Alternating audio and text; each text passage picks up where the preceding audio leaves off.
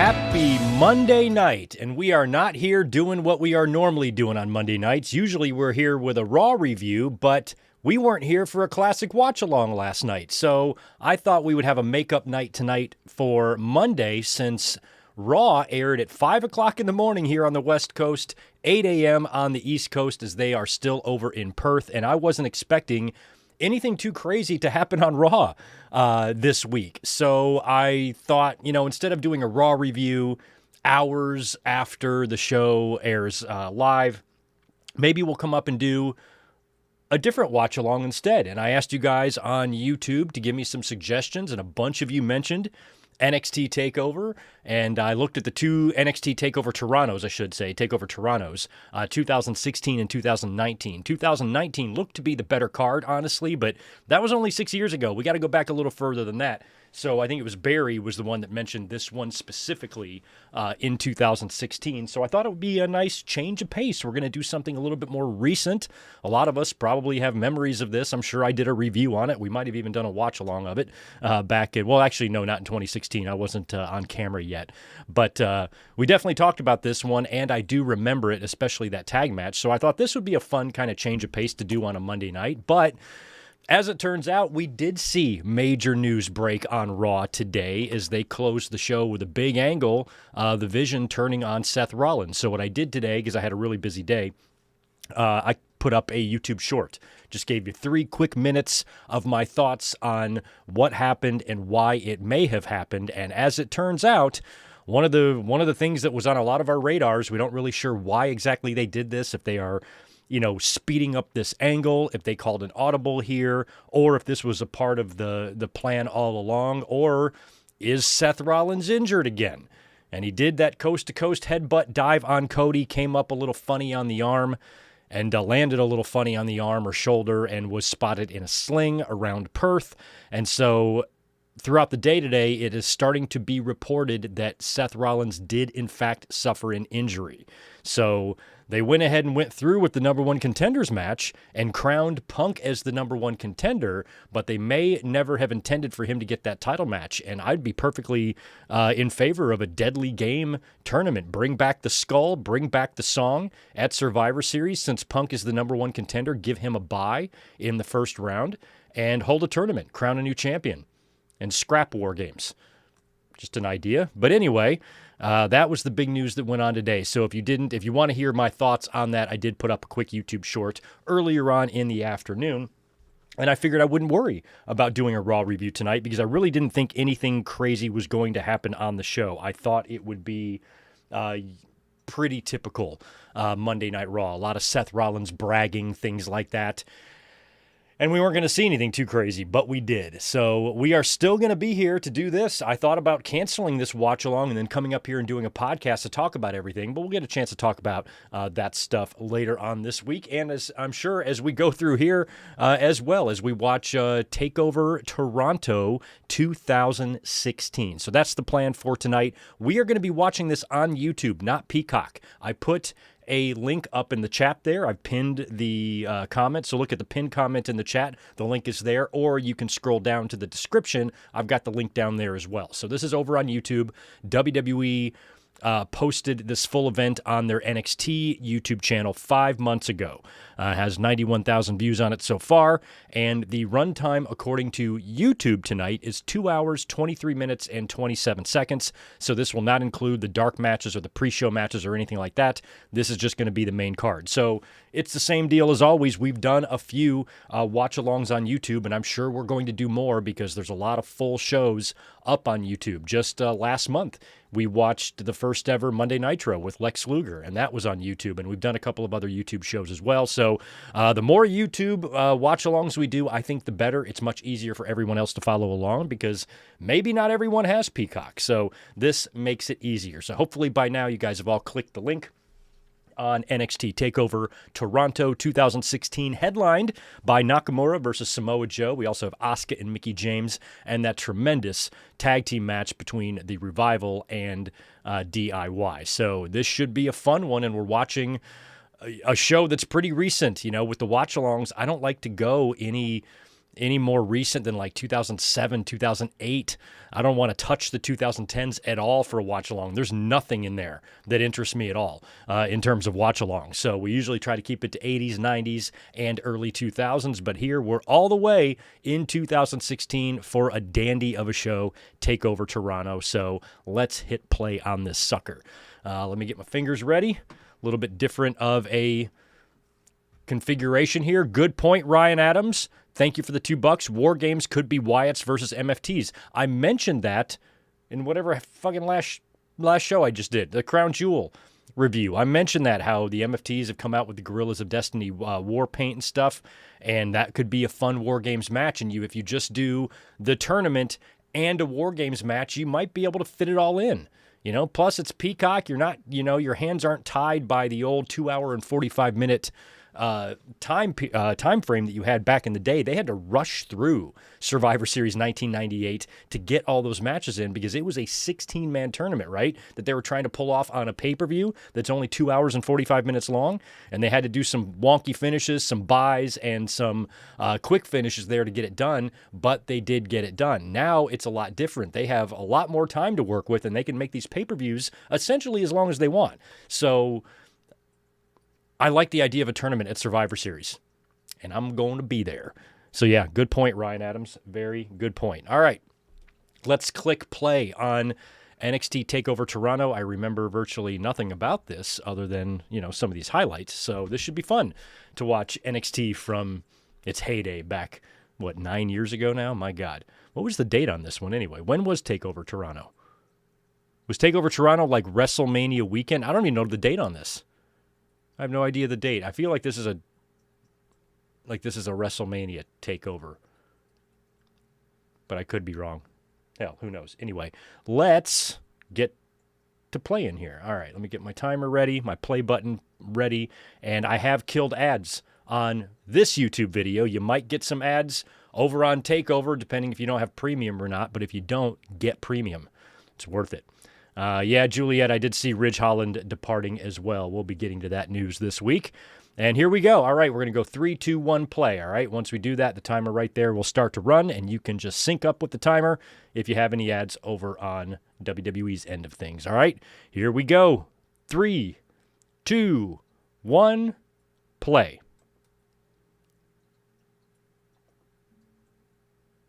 All right, we are good.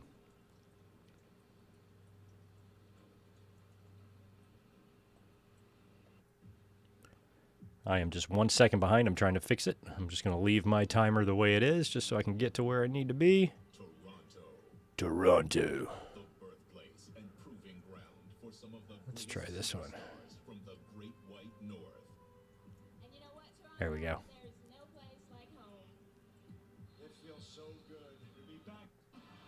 Perfect. I'm synced. I'm sunk. I'm synced up. All right, so they're doing a big video montage of some of WWE's biggest events in Toronto, and there have been some big ones.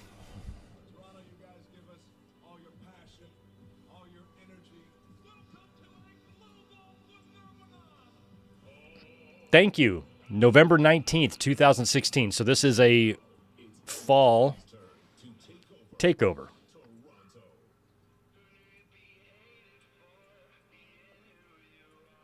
So what, was this Survivor Series weekend then? So this was before they started doing War Games, huh?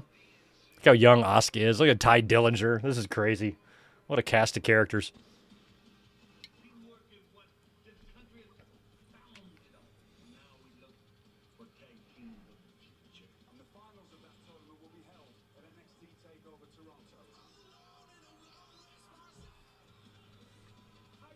Yeah, let me do some hellos. Sorry about that, guys. Yeah, yo, what up, man? What up to Zane G, Tatanani, Melissa? We got Mike Rouse in the house. Ben Espinoza, Rodrigo is here. Good to see Isaac, David Brown, Nate Dogg, Michael Cuomo, Jake, Original Tribal Chief is here. The Juliets is here as always. Tatanani, I think I got you. Yeah, I got you, Tatanani. T85's in the house as well. We got Epic Rye Guy. NXT TakeOver was the first show I ever seen live. I saw this Survivor Series and witnessed history. Are you the one that tweeted me yesterday to tell me to look out for you in the crowd? But I couldn't tell if that picture that you tweeted was a picture of you. I'm assuming it was. But anyway, glad you're here. Millennials in the house. Victor Colon as well. WWE fan, good to see you. Daniel Barry Sports is here as well. Joshua Aparicio in the house. Joe Brill. Ryan, I got you. Right on. Well, cool. Everybody that's joining us for a random, rare Monday night, kind of a quick watch along. But I wanted to be here yesterday for the Classic, but I had to watch the Lions lose in my sister's house. That was fun. Right after watching the Tigers lose when I was at work the other night and umpteen innings. So it's been a good week for Detroit sports.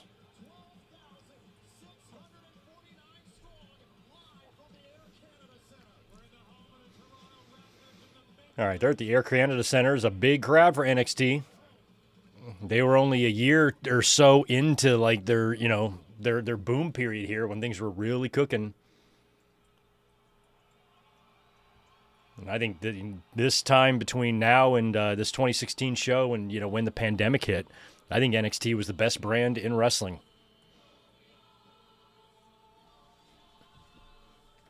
Oh, and one of the better theme songs too.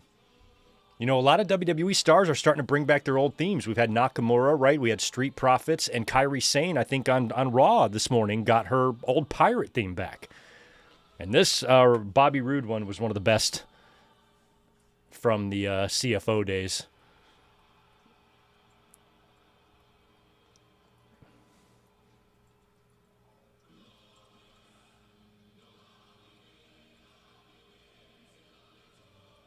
That's cool. The chorus intro, so great. It's a shame Bobby Roode's WWE career didn't go anywhere beyond NXT.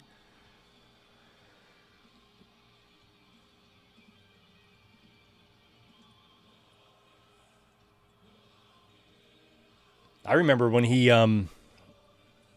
was he one of the first ones to kind of be shown in the crowd? Remember when they started doing that at a lot of those takeovers? They might do it here. I don't know who turns up here. When did Adam Cole debut? I think he debuted in a run-in or something. But I remember when Rude did his, when they came back from the backstage segment, whatever they were doing, they showed him in the crowd, the roar of the crowd, holy shit, those were cool days. And that was before AEW, so it was the closest thing we had to defections and things like that. It was all just under the same umbrella, but it just felt big when it happened.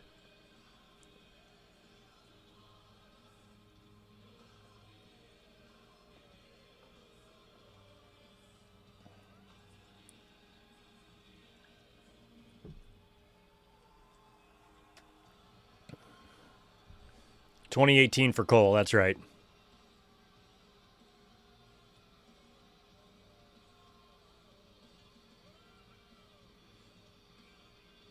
Yeah, Tom Phillips was calling, Bound for Glory last night. I had forgotten about Bound for Glory. So if I wouldn't have been watching the game, I don't think we would have done a classic watch-along last night. We probably would have just watched Bound for Glory, as it did look to be a much better show than Slammiversary. And the Dudleys and the Hardys damn near killed themselves, but they pulled the match off. Much like AJ and John Cena, they didn't destroy their legacy. I had my doubts on that one. That at this stage, what are they going to do in a tables match that's not going to look utterly ridiculous, and they actually did all right from what it appeared. I thought the finish was hokey as all hell because Bubba Dudley is dumb, and it was terrible acting job by him. But I'm just happy that they didn't set the business back 50 years, and it doesn't look like they did. And then, of course, Santana, who should have gotten his moment at the last one, finally gets his moment. So I think those really helped make the show a little bit better than what Slammiversary was. But, hey, I saved money. I didn't have to buy it on pay-per-view, so.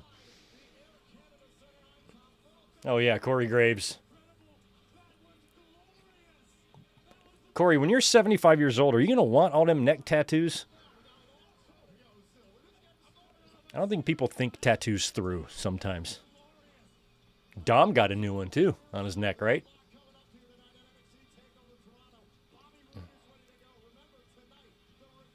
I'm just glad I didn't have any, impulsive tattoo decisions when I was younger, and I got to sit here, with a gorilla taking a shit on the side of my cheek, you know, or something ridiculous that I didn't really think through.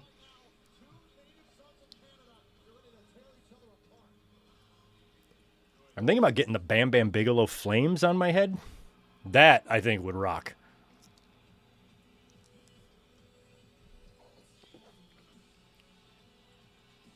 I mean, this kid used to be over. This Doug Dillinger's grandson here.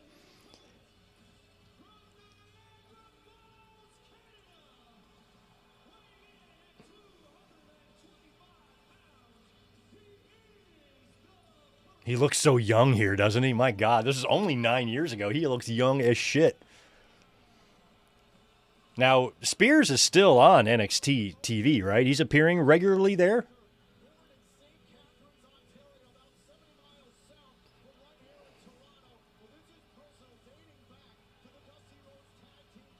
How many Rumbles was he in at number 10? Did he do 2 in a row, or was it just 1?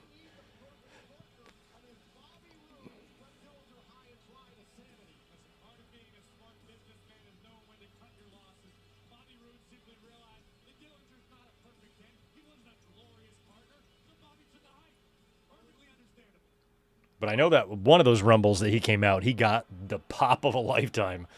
Savor it, Spears, because you'll never hear that again. I mean, even in AEW when he debuted, I mean, it was kind of like, oh, holy shit, but it wasn't like what the Rumble was.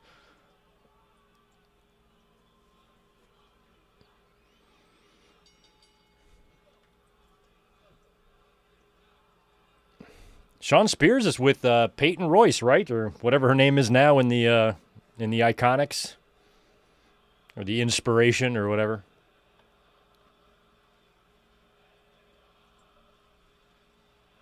Well, we got a big "This Is Awesome" chant before these guys even lock up. Boy, these were different NXT times, weren't they? My God. What I remember and loved so much about NXT during these days is how desperately we needed it as wrestling fans, you know, because all we had, AEW wasn't around, and, you know, TNA was hanging on by a thread like always with them. And so it was just WWE, and the WWE we had was shit, you know? And so now NXT comes around, Triple H makes it his baby, and just the wrestling, the stars that they were creating, and the fan engagement and the fan interest in it, you know, it felt like the smart wrestling fans promotion, you know, where what WWE was doing on the main roster was just so, still just very typical, very formulaic, very Vince McMahonish, you know. And it was just too much of that, and none of the shows meant anything. None of the matches meant anything. Everything was just thrown together. There was no, you know, there was no time or real investment in what they were doing. It just felt like they were flying by the seat of their pants. And here in NXT, you know, Triple H was more hands-on with developing these characters, these storylines, these matches, these pay-per-view events. And the crowds grew higher and higher to where, you know, they would buddy these things up with a pay-per-view and sell out basketball arenas, just like WWE would. You know, and it became, you know, for a while there for me, for probably a good solid 3 straight years, I would say, I felt like NXT was the most interesting thing going on in wrestling. It was far better. It appealed to me far more as a fan. I should say that. I don't want to just blindly say it was better. But to me as a fan, it appealed to me more because what WWE was doing, you know, is just brain dead, you know?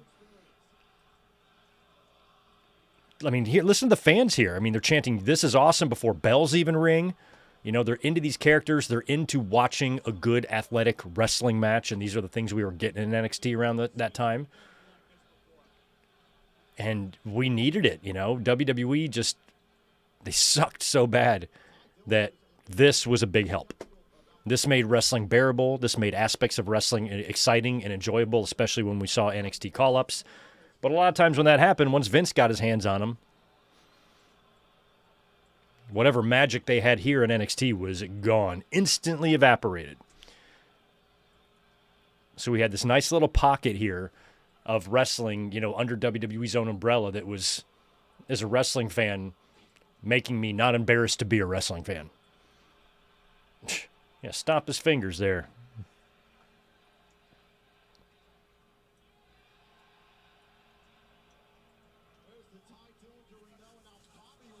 You know, at work, I always say I'm perfect 10 at work because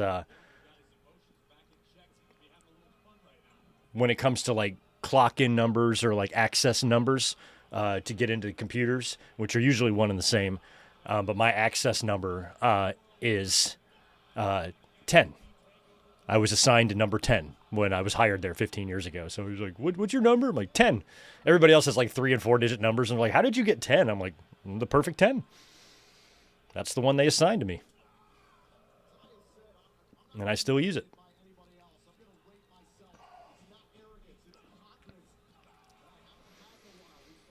So if any of you break into my restaurant and access the computers, my login number is 10. Just remember that. Just trying to help you out.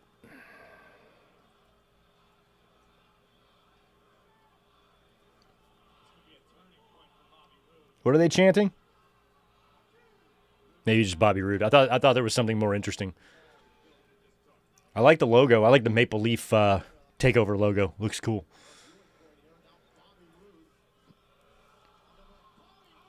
Now, Joshua, that's a fantastic idea. Good mic work logo right here where Cody's got his. Or maybe it's this side. I think it's this side.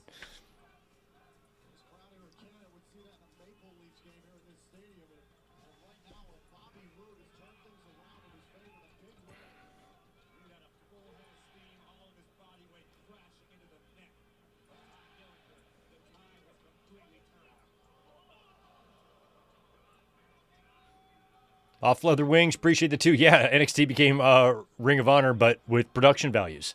It really did, because I missed out on a lot of Ring of Honor because I wasn't following wrestling that hard in the mid to late 2000s, and the wrestling that I was following certainly wasn't independence. I mean, I was dabbling in YouTube, and I saw some things. I certainly was aware of Ring of Honor. I knew who people were and shit like that. I already heard of Danielson and Punk and Joe and, all those guys. But I wasn't watching it, and I pretty much missed out on all of it. Like, I never saw anything. Now it's relatively easy to, watch old Ring of Honor shows, but I kind of missed out on the magic. I didn't, and I felt like back then Ring of Honor was kind of trying to, I don't want to say be, but it filled the void of what ECW left, because it did have a hardcore fan base like that. That, was maybe even a little bit more, wrestling intelligent, because they were there more for the matches. ECW fans were there for the matches too, but they were also there for a lot of the violence and the blood. And they wanted to see New Jack out there with a vacuum cleaner bashing poor Balls Mahoney upside the head, where, Ring of Honor was more centered around in-ring wrestling competition, athleticism, stuff like that. And it formed a really cool cult following of what you would call smart fans. I don't watch WWE. I watch Ring of Honor. Yeah, we know. Go whack off in your shed. Nobody cares. But NXT kind of gave you that type of quality product, but more accessible. It's with WWE. It's on the network and shit like that. So they really did. It was Ring of Honor with production values.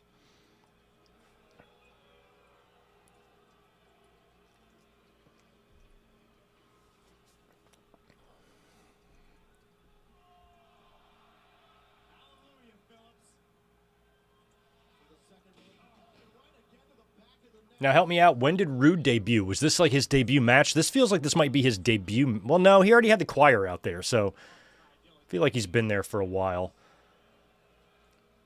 Give me the history on Bobby Roode in NXT. When did he debut and when was his first match? Because this is kind of just an opening. This feels like a match that you would book him in if it was his first match, going up against a quality opponent in Dillinger as the show's opener.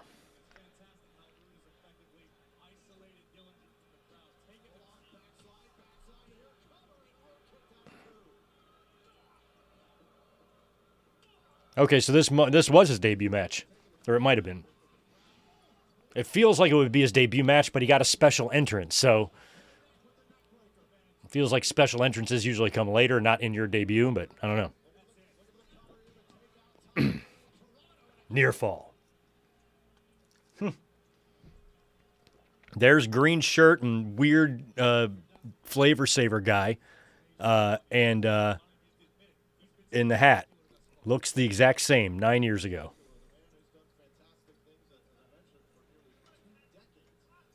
Mike Rouse, yeah, House of Glory being the new Ring of Honor, yeah, for sure. Shout out to our boy Jason, who's over there doing big things in House of Glory. I'm always seeing all the shit he's plugging.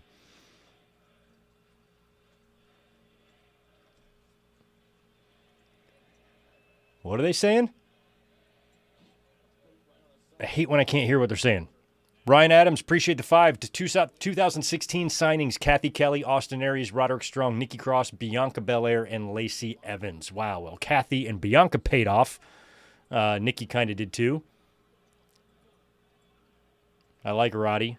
I don't give a shit about Lacey Evans or Austin Aries. Can't stand either one of them. But Kathy is an absolute goddamn angel.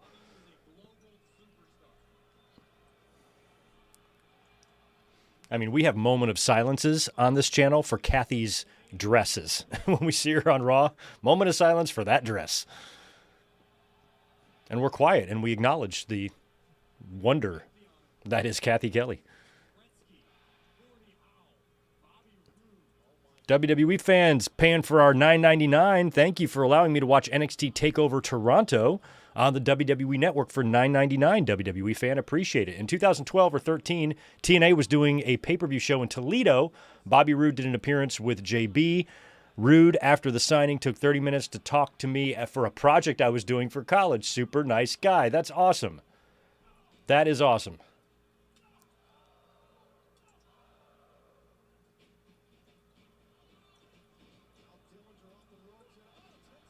Nice.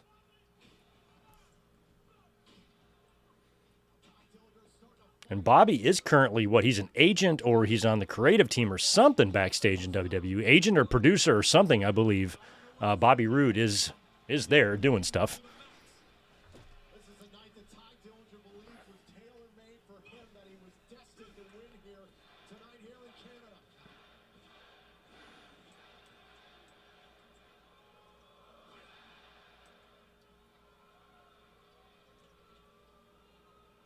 Oh, fix the apron. That's what they were saying. I love that. Good. The crowd needs to speak up.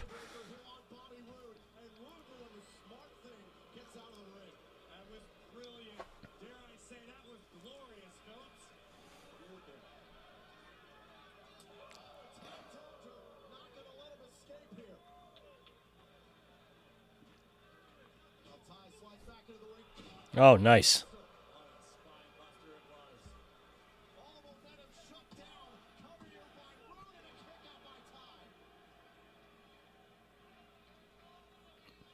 Bobby Roode, you best not lose your debut match here.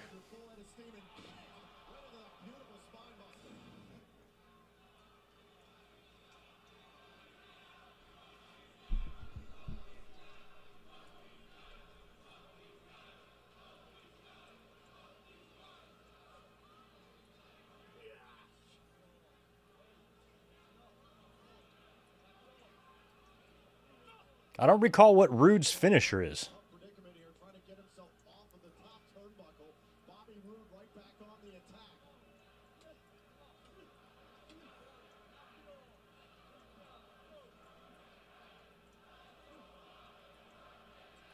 Let's go, Bobby. Perfect 10. I get that one.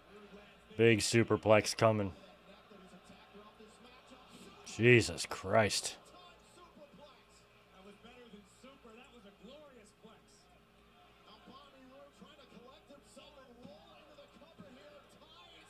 Kick out.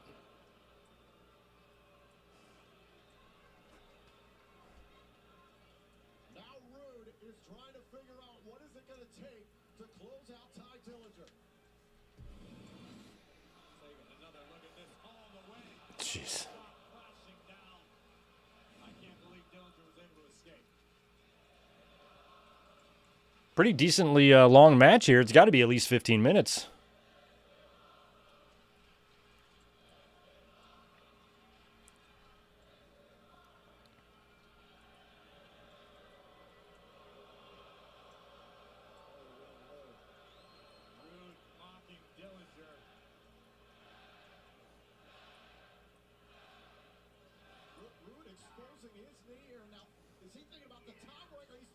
Oh, here we go. Nope.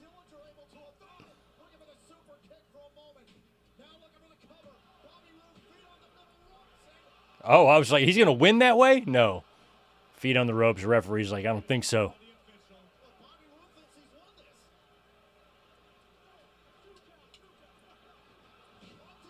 Oh, no. Oof.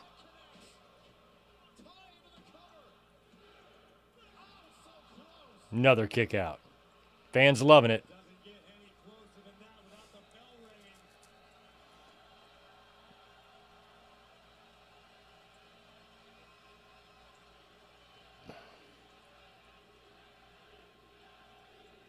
NXT, love it.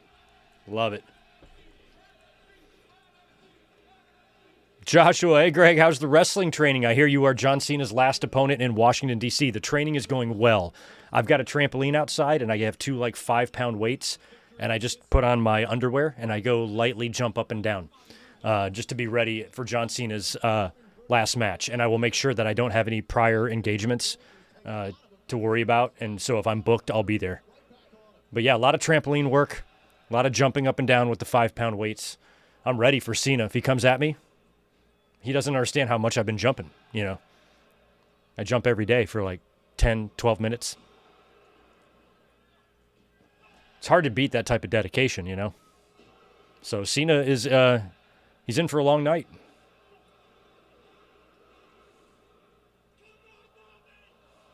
When you're doing 12 minutes of trampoline training a day, you don't just AA and pin that person, It's going to take a hell of a lot more than that.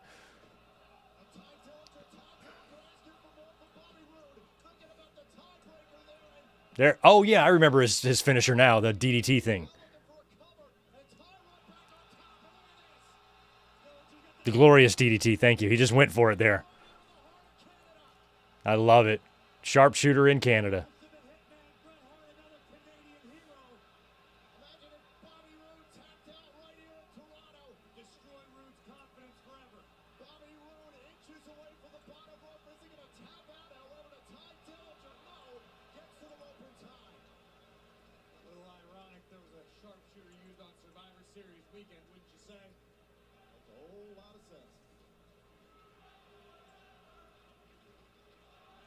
There you go. Inside cradle.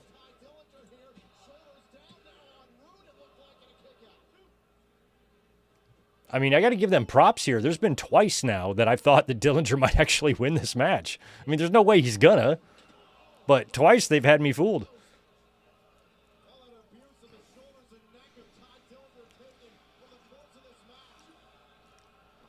Boom. That's it. He's got him.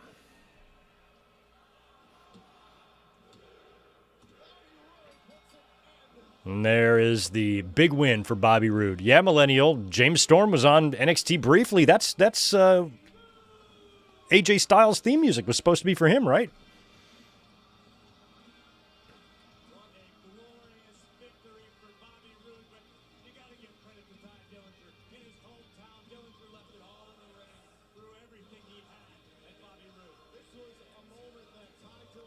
I saw Bret Hart canceling an event that Goldberg's going to be on. Did he not want to face him? I mean, you can't talk all that shit and then run away when you're booked on the same show. Like, in their prime, in the 90s, I think Bret would have wiped the fucking floor with Goldberg in a fight. I'm not so sure now.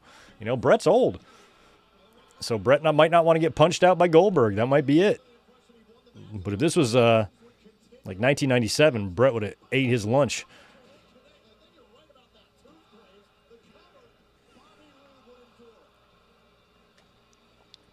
There we got 10 in here from Mike Witt. Appreciate that, bro. Long time no chat. Really like the new room. Thank you. It's coming together. I have a repair to make. I've got this shelf being held up very janky here because it collapsed when I was trying to adjust the bracket, and I can't drill into the stud. There's some metal there or something, so I got to figure something out. I got to go buy some lumber from Home Depot and just nail myself together, fashion a little support beam there, and we'll be back in business. But yeah, I'm loving it a lot. Going to be coming and going tonight, concentrating on my Milwaukee Brewers beating those hated Dodgers. Yeah, The Dodgers are just going to win the whole fucking World Series. I hate to tell you that, Mike. I hate them, too. I don't like them. I don't like the fact that you can buy championships. I'm rooting for Milwaukee hard, though. Yeah, they wrapped up business with, the Cubs the other night, right? And we got Monday Night Football. So we've got baseball division series, and we have Monday Night Football, which it's 13-7, Bears leading the Commanders. And the fans giving old Spears there a nice ovation in the losing effort. He did really well. Like, that was I liked that match, that it was maybe even a little more competitive than I was expecting it to be. It wasn't just like a showcase or an exhibition for Bobby Roode and having him win.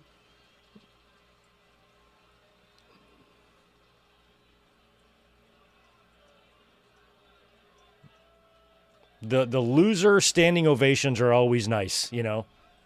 Those are almost sweeter than, you know, being the winner. You know, going out there in a losing effort and the fans saying, damn, I appreciate that effort. Fans don't often do that. So if I was a wrestler, I would want that at least once in my career. I would want to lose a match and then just get the standing ovation as I walk out of the ring, like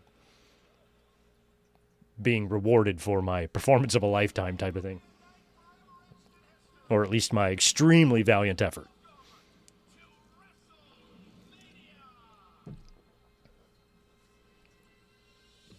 I don't even know why I'm drinking a beer last night. I drank some last night. I went to my family's house to watch the game, and I bought a 6-pack of Red Stripe. I found some at the grocery store. Was in there getting something else. I'm like, holy shit, Red Stripe. I'm going to pick up a 6-pack. So I drank 6 Red Stripes last night. I used to drink those back in North Carolina.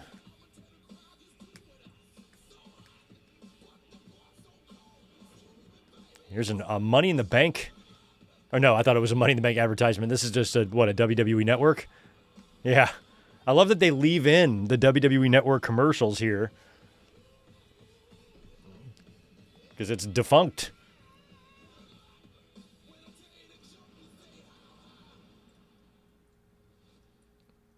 Because the WWE Network did officially just close down, right? It doesn't still exist, right?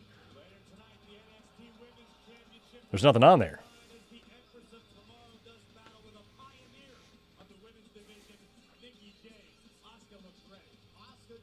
Kyrie! Boy, Asuka was so much nicer back then. She just had the one thing of paint. She didn't have snakes all written on her or drawn on her head. Authors of Pain versus a whole bunch of guys that are gone.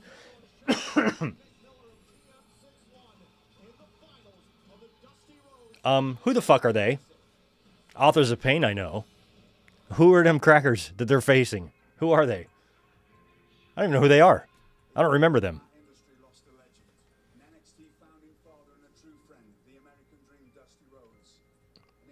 Yeah, it's just about a year after he died, huh?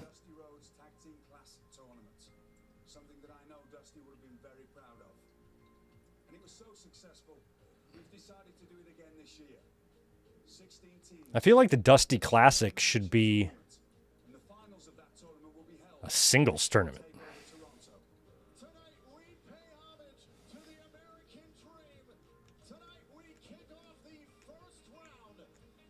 TJP, I forgot about him. What a little twerp.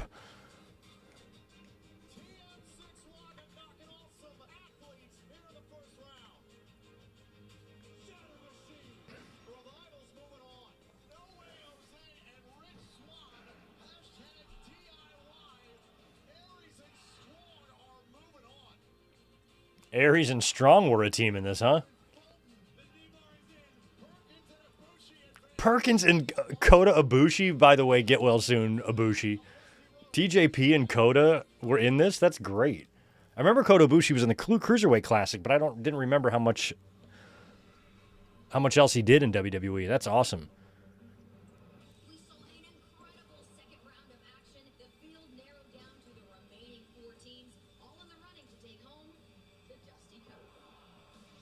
I forgot about No Way Jose. I forgot about him. TM61, that's their name? TM61, and it's who? Shane Thorne and who else? I guess Shane Thorne I kind of knew. Wasn't he Bisquick? Who was Bisquick in Retribution? One of them was Bisquick, and I think it was Shane Thorne.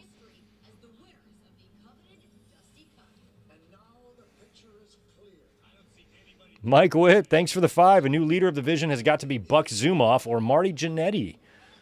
What kind of vision is this going to be? The perverted vision. You hear about the fight after the Chiefs-Lions game? Yeah, we were watching it. We watched the scuffle. We're like, what the hell's going on? I thought Lions were going to just wipe the absolute floor with the Chiefs, and it started out looking like that. Nobody was getting anywhere near Goff, and I'm like, oh, Lions are going to fuck them up, but Chiefs handled their business. Oh, God.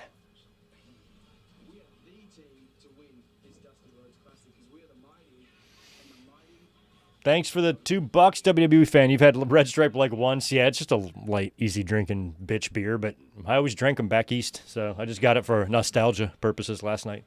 Next time I see it, I'll pick some up and I'll drink them here on the stream.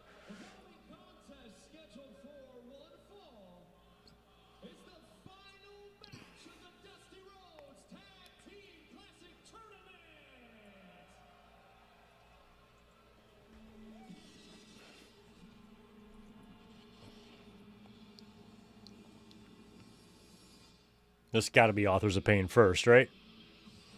Paul Ellering. So,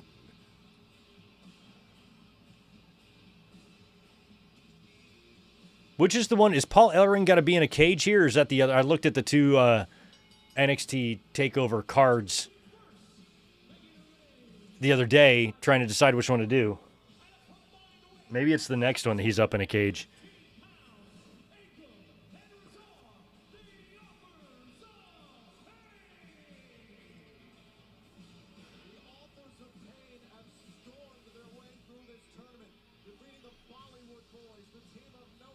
So these are the Authors of Pain. So if any of you have read Pain and you're wondering who wrote it, these guys did.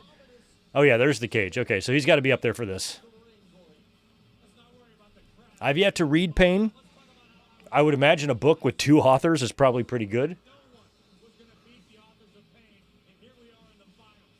And Paul Ellering is super intelligent, so he may have helped them, which means there's 3 authors.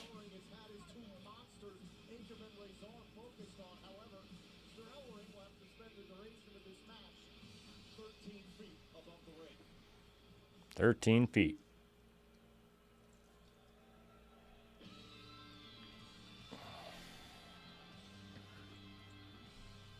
Look, listen to their little song. Look how cute it sounds. It's so adorable. Look at these guys. They made it to the finals. I don't like these guys, and I don't want them to win.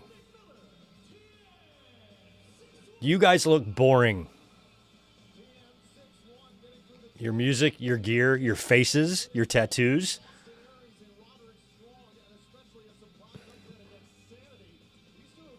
Nope, don't like them.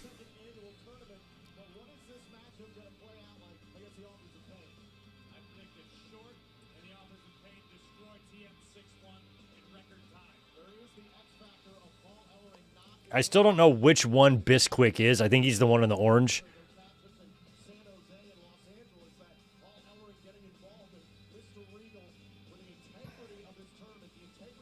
For the integrity of the tournament, Regal is going to stick Ellering up in the air.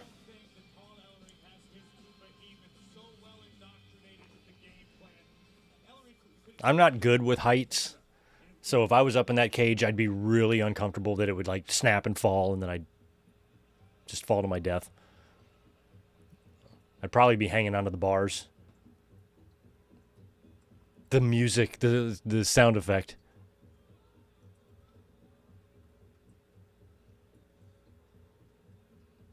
I'm pretty sure I was at the show. There's a WWE match with Chyna in a cage where she bends the bars.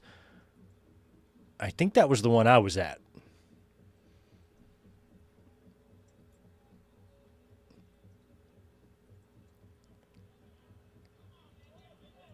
This is very strange. It kind of resembles the dun dun dun dun that WWE plays before like title matches and shit, but it's just weird sounding.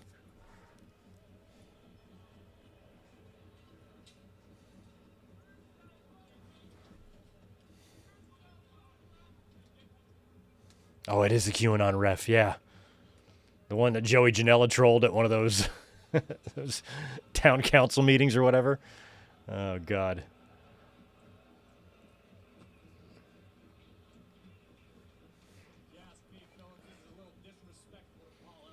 The fact that we have, like, human, walking, living, breathing, human flesh Americans, lots of them believing that, like, they're reptile people and stuff, like, we are just doomed as a species. I'm sorry.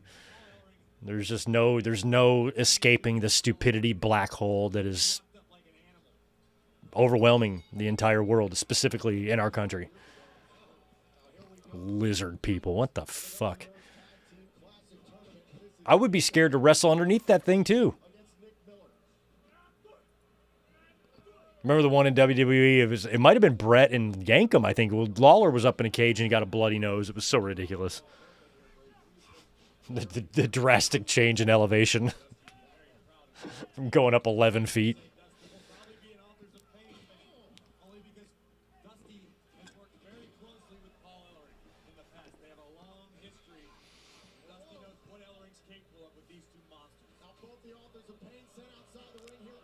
Nice.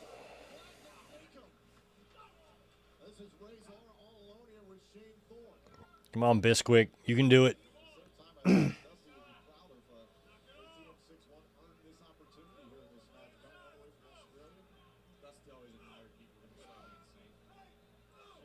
It's interesting that they're using this big truss to hold up.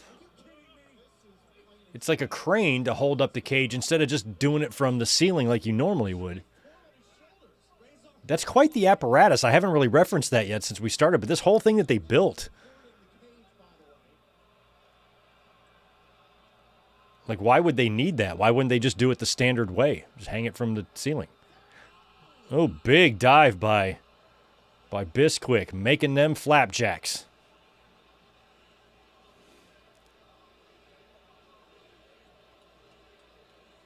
That's hard to do, too. I mean, that thing's not easy to jump off of. It's not like he was on a flat platform there. He was climbing up the monkey bars.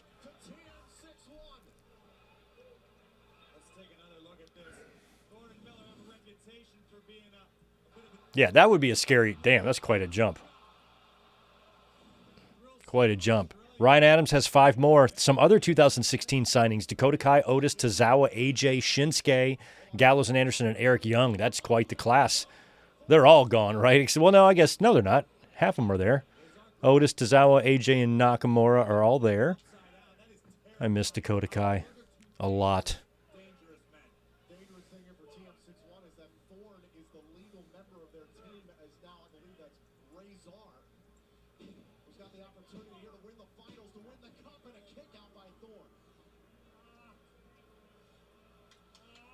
Paul Bearer was up in the shark cage at Survivor Series 96. He was testing the weight limits of that cage, that's for sure, man.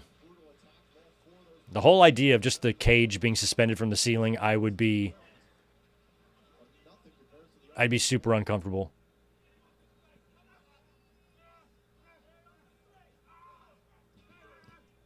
When we went to the fair here in town, me and Elizabeth hopped on one of those little, kind of like the ski lift things. You just sit in them and it takes you across the whole park. Like a lot of theme parks have these things. And all you had was just this little bar in front of you. And I was just having a goddamn heart attack. I'm like, I can't do it. I don't like being up here at all. And I'm looking up and the whole thing is just like wheels on a cable. And I'm like, this could fall off. I'm just bad with heights. I can be in a plane. I can be in a tall building. I can be on the top floor of something. I can be on a rooftop balcony, all that's fine. But, like, I can't skydive, and I can't be up suspended in a cage above a ring. If I worked for WWE and Vince knew of this phobia, he would make sure that he made me suffer through everything he possibly could. If he learned I was claustrophobic, he'd just put me in coffin matches constantly. If he knew I didn't want tattoos, he'd make me get one on my face. It's all part of the story. It's great shit. People will love it. While he laughs later on in the evening, while he laughs with Michael Hayes as the two of them share a woman in his hotel room. and film it and then crap in her hair. Laughing about my face tattoo while they're doing it.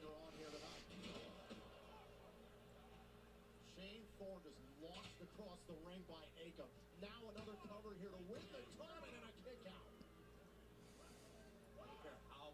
I don't know who wins this. I'm assuming and I'm hoping that Authors of Pain does, but I actually don't know.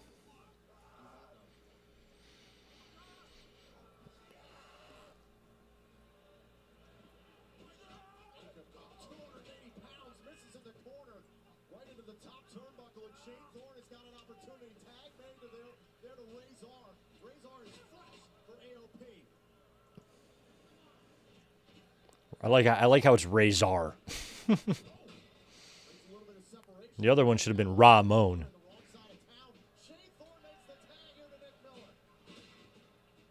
Nick Miller. So who is it? Mick or Nick Miller? Fucker in the blue here. What's he doing these days? Is he still in the biz? Is he still wrestling? Is he a huge star somewhere and I have no fucking clue? What's the story with him? I have no recollection of him at all.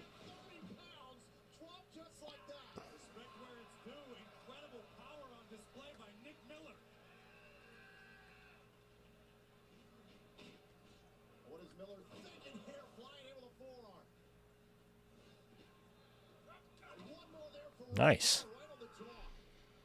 Mike Witt, 5 more. Triple threat between these two teams and the High Flyers. Who wins? You know, I'm going to go with TMI 64 or whatever the fuck their names are. Going with them. Going with Bisquick and Mac Miller or whatever his name is. I picked them.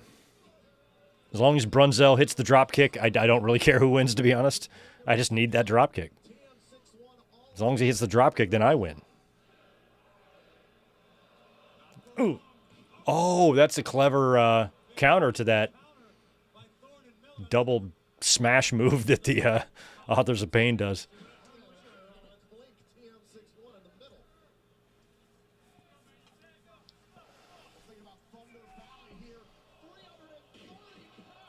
You know, I kind of forgot about the brawl after the game last night. That was a hell of a slam until you guys brought it up, but it appeared like it was Detroit guys' fault.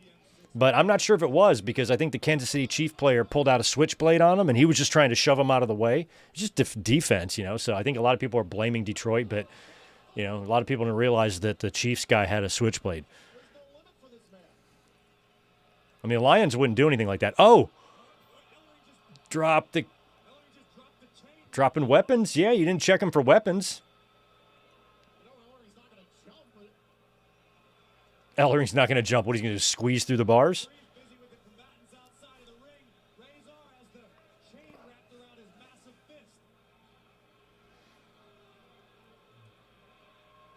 Look out, Bisquick. Oh! It went into the... Holy shit. It went into the crowd. Damn, that's lucky. It hit somebody in the face. That would really hurt. You can knock out a tooth easily. Break your nose. Cut your eye. There's all sorts of shit that could happen to you if a chain comes flying at your face at high speed. There we go. Good night, Bisquick. AOP are your Dusty champions. I want to thank Ryan Adams for a super generous $50 drop there just to tell us about some 2017 NXT signings. That's when we had the returning Drew McIntyre. Wow, it's only been 8 years. I feel like he's been around longer than that. But yeah, Drew McIntyre, 2017. That's when Adam Cole came in. Kyle O'Reilly and Bobby Fish. Kairi Sane, Peter Dune, Leo Rush, Cassius Ohno, Donovan. Oh, I missed Dijak. Fabian Archer, of Imperium. Lars Sullivan. I somehow want a A&W root beer right now. I don't know why. That's weird. I just randomly had this craving for an A&W root beer. I have no idea why that is. Anyway, Lars Sullivan, Aleister Black, Velveteen Dream, Tegan Knox, and Io Sky. That's a class. That's when NXT, I think, was at its strongest. I mean, that group of talent right there is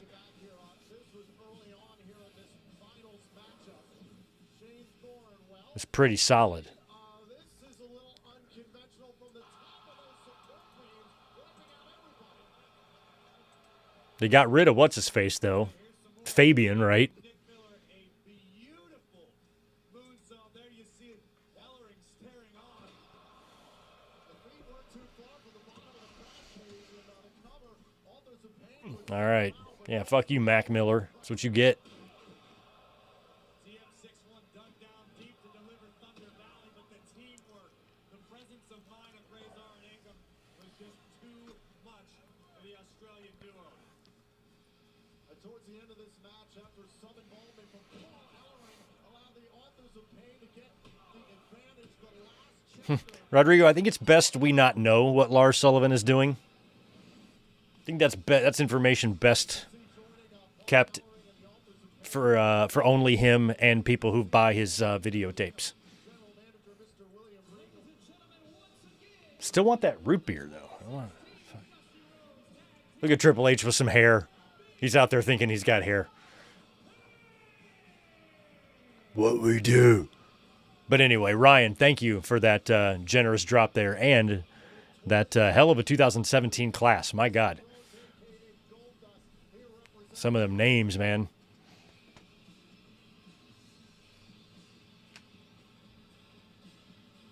I told the NXT universe in the first round, put your money on the Authors of Pain because you always bet on Ellering.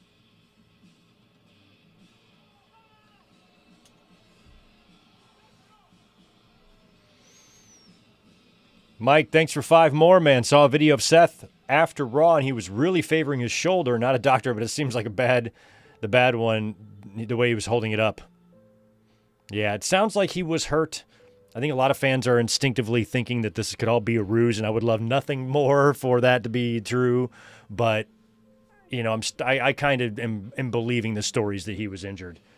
WWE just randomly deciding to fast-track this angle seems weird. So I'm inclined to believe the injury is a little more believable, but I guess we don't totally know yet. But I'm telling you, deadly game tournament. They crown CM Punk as the #1 contender so you can give him a bye. And you do a deadly game, 16-man tournament at Survivor Series in Petco Park. You bring back the big skull and the song. Bring back the song. That's what I would do.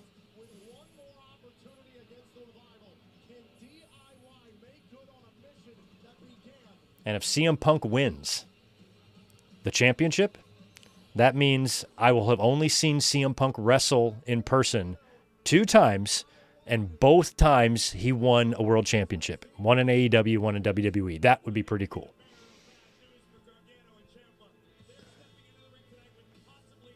Because I have not been to a WWE show since Punk has come back.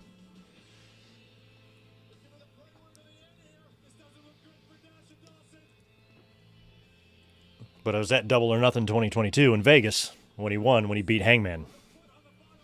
And that was the first time I ever saw him live. Look how young these little whippersnappers are. The Revival.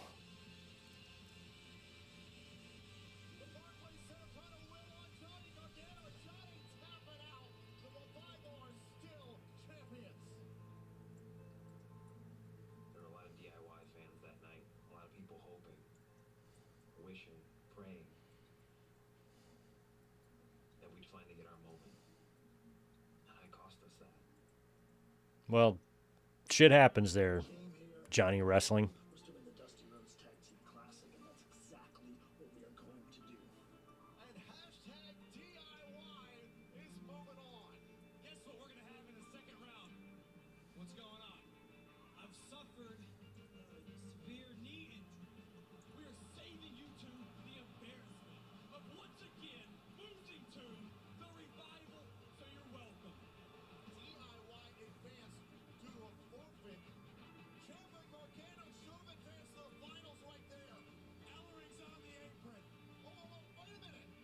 So did the Revival, okay, so the story is they faked that. So they intentionally got themselves eliminated from the Dusty Classic just to pull off, just to screw them. Get our hands on the revival, one way or another. This just announced NXT Takeover Toronto, DIY, the revival, the NXT Tag Team Championship, 2 out of 3 falls. They came this close to beating us. So does everyone else. We are the absolute best tag team on this planet. I just know how we felt after Brooklyn. That's a feeling that doesn't go away. And DIY does stand for Dick in You, right? At least that's what I was told by my parents. We become the NXT Tag Team Champions. No one can ever take that away from us. We lose again. Who are we? What was this for? DIY beat Bing and Lund in the first round. Who the hell are Lund and Bing? I don't know. There's some things I don't remember. We cannot compete with machines. Takeover Toronto is our last chance to be the faces of NXT. We are the revival. You know, Mike, I've watched a lot of great NXT matches, but I'm not sure if I can pick out a favorite because a lot of those great matches I only watched once, so I'd have to give it some thought. There was a lot that I liked. You know, I like that, I don't remember which one it was now. It's Andrade and somebody. It might have been Andrade and Gargano or something. Fucking fantastic. But I don't know what one would be my favorite.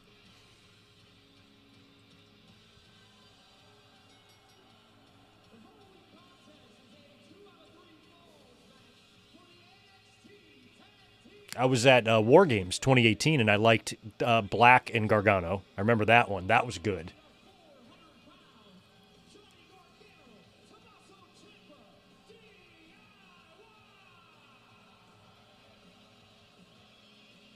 Didn't Gargano and Adam Cole have some good ones? Tommaso Ciampa on your right, by their own admission, they call tonight, quote, our last chance at the NXT Tag Team titles.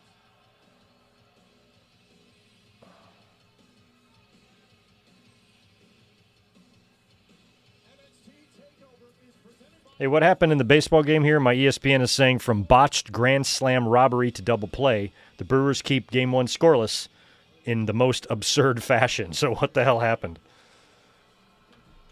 All right, here comes FTR. No flips, just fists.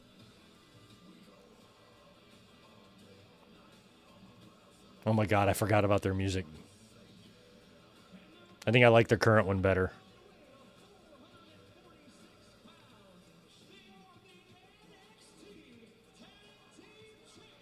Man, I can't wait to go to the main roster. My back has been needing a shaving for so long. Finally, we'll be able to do it.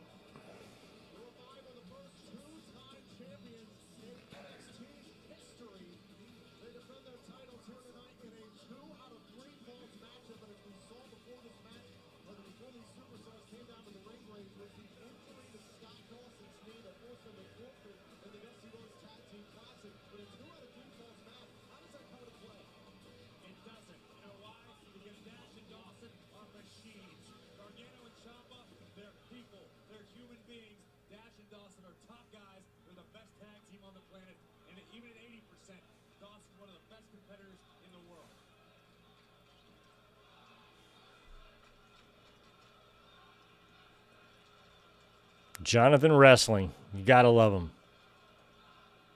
12,649 on hand here live inside the Air Canada Center. This is all about the NXT Tag Team titles.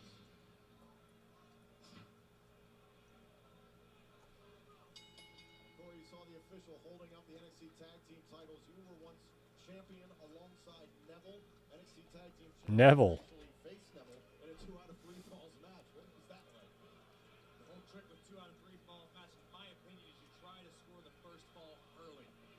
The longer the match goes, the trickier it can get. It can go either way. It's not an endurance game, but you have to get the first fall. DIY all fired up for the hashtag NXT Tag Title. I don't know why I thought they were chanting CM Punk, but they weren't. Mike Witt, thanks for 10 more, man. The swerve of all swerves, tournament at Survivor Series final match, Punk versus Jay. The Vision come out and help Punk. Punk is the new leader of the Vision. Just an idea. Yeah. I mean, Punk's going to have to go heel at some point. We'll see if they go in that direction. But then it makes WrestleMania weird. It makes you wonder what the point of all that was.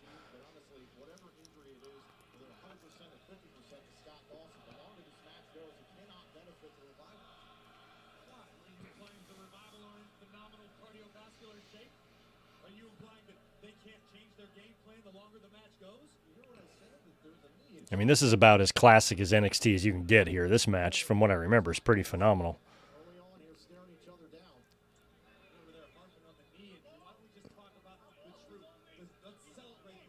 I remember liking, who was it? Like, not Buddy and Murphy. What was the tag team with Buddy Matthews in it? Buddy and Murphy, something and Murphy. I remember like watching some match they had with, might have been the Revival, and just being like, that was so fucking good.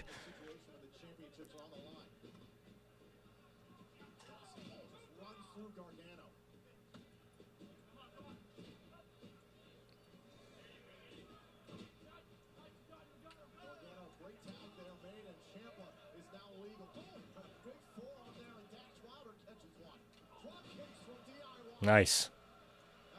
Nice. I mean, this was like just type of tag team wrestling, too, that you weren't getting anything that even closely resembled this on the main roster. Not even close.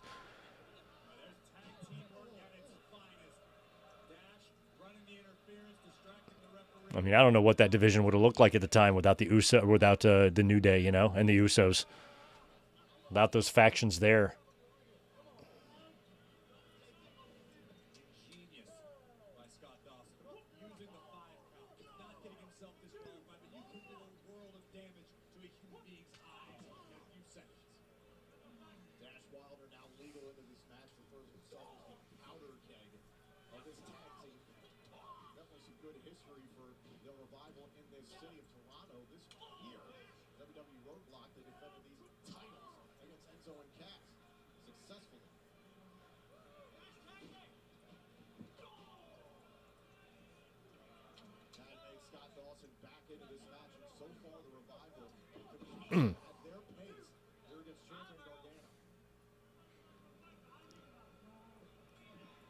Is Ciampa cut on his head?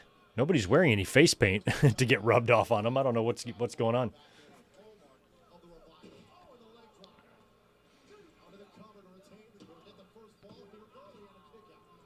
Yep, Buddy and Murphy. Blake and Murphy. Yeah, that's right. Blake and Murphy. Who was Blake? Blake Wesley?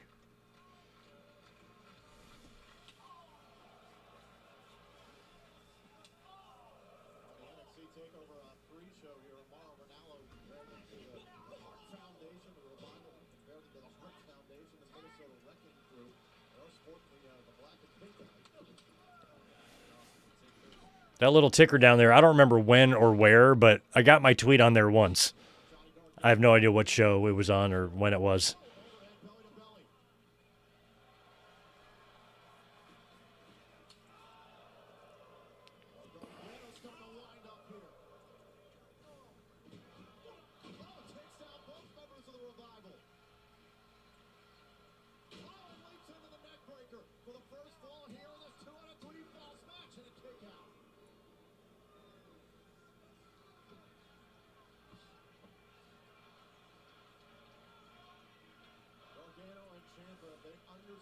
I feel like Cash is going to do something here if Jonathan Wrestling charges. Here we go.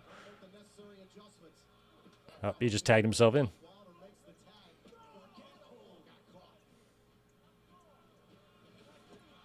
Oh, I thought he was going for one final beat, and that was into Shatter Machine, and that's it. That was a great finish. I like that. That was great. I like how Dax kind of has some hair. Look at him doing the Bret Hart thing.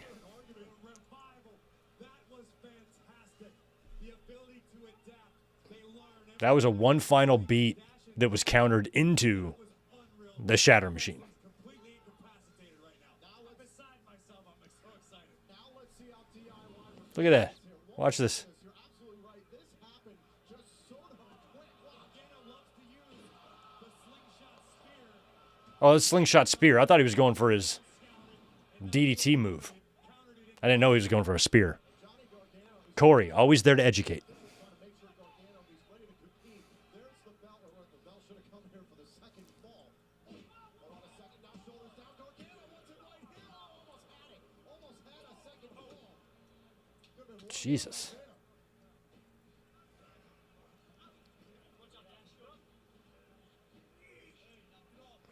Oh yeah, who are they here? So in AEW, they're Dax and Cash. Here they are. I don't remember their names.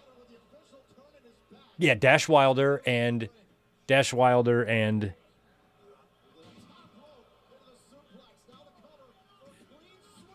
Hardwood, right? Is that who it is? Dash Wilder and Dax Hardwood? I think that's what it is. Or no, he's Dax Hardwood now. I don't know who he is here. Dax Diggler? No. Dax Shepard? Dash and Dawson. Yes, he's Dawson Wilder. I don't know who the fuck he is. I'm so lost. Cash Wheeler. Yes, okay.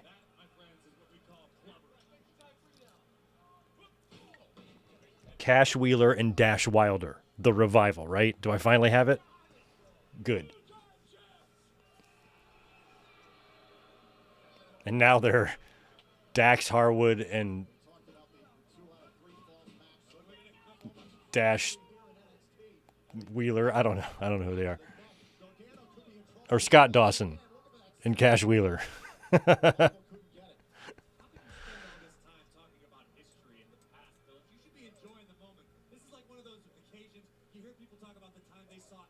Yes, that I know. Cash Wheeler, Dax Harwood. That's the current FTR. Got it.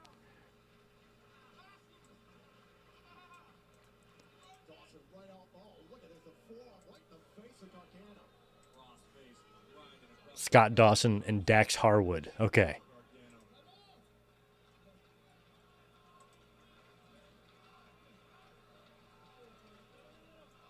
Notice how well the Revival have just cut the ring in half.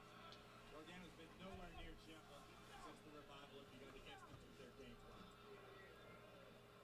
Scott Dawson here. Oh man, got Gargano all tied up. Story special.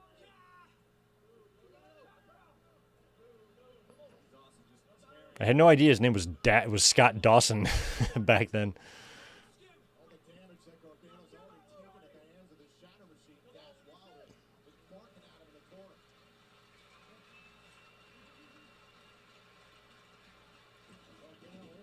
There you go. He's not going to make it. Nope. Right back on the attack.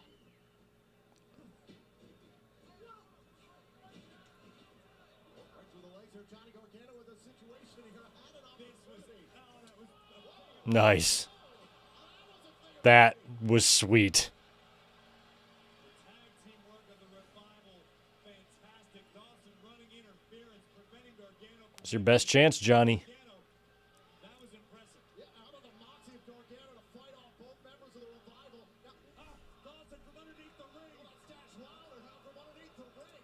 Did he go across? Ciampa saw it coming. They tried the same stuff in Brooklyn. A tag is made. Oh, of course the referee's not going to see that. Of course.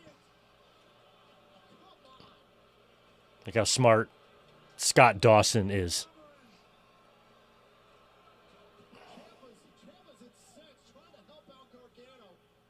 Not a legal tag. Gargano is still legal. Nice. Heart attack.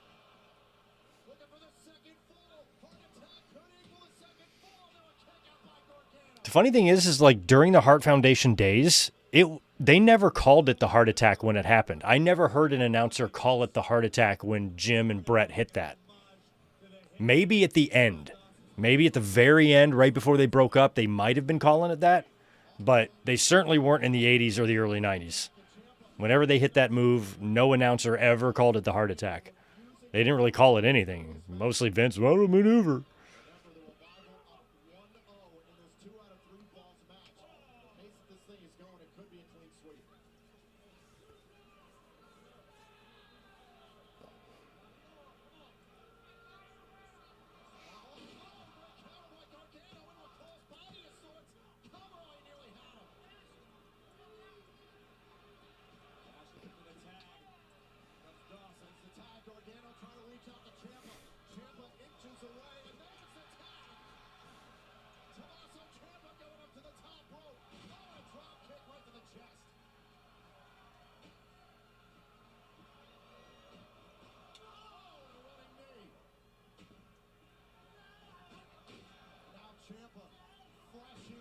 Nice. Could be just what DIY needs to get back into this 2 out of 3 falls match. Down 1-0, gets the boot up in time. Ciampa from behind. Could this be for the first fall in this match? Dawson kicked. Do you think this is the best tag team match ever featuring two teams who both have a bald guy and a dude with hair? Hasn't been able to capitalize. Throughout history. Think of how many matchups where both teams have one bald guy and one dude with hair.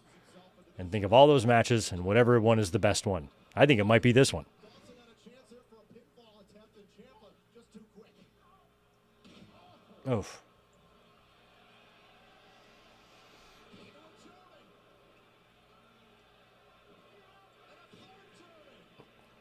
Trace Germans. Nice. That didn't knock out Scott Dawson. Ciampa connected with all of the knee right to the temple of Scott Dawson, but Dawson, just too much fight left in him. I don't like that his name is Scott Dawson. I just don't like it.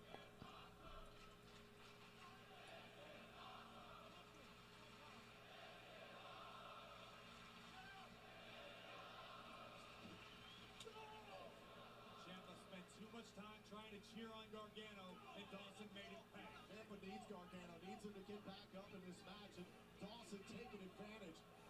Setting him up, Dash Wilder. Oh, tossed off the top turnbuckle. Nasty fall there. Spike. Nope.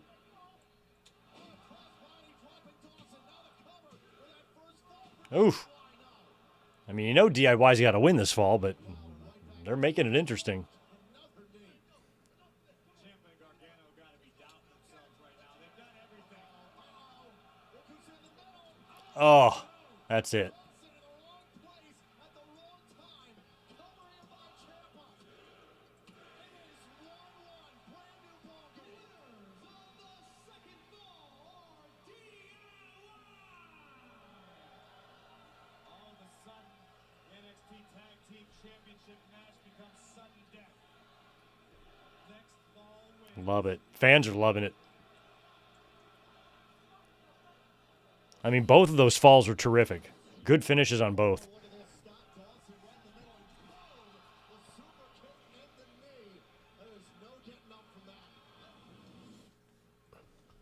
And now the official taking a moment to allow both teams to collect themselves and get back. Thoughts on the Nash lawsuit? I hope he collects. You know, Nash is on top of that stuff. Nash is a lot like Jesse Ventura. So I can see him like saying, hey, hold on a minute. I mean, Jesse sued for royalties and won. So if he's really owed these things, or if there's been a drastic change, or there's something wrong that Nash has sniffed out, I trust him not to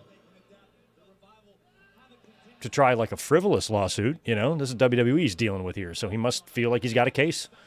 I hope he collects. He's got no loyalty to them anymore. Vince is not the owner. You know, it's on the business end of it, so it's not going to affect his relationship with Triple H. You know, he's dealing with a whole different department there in TKO.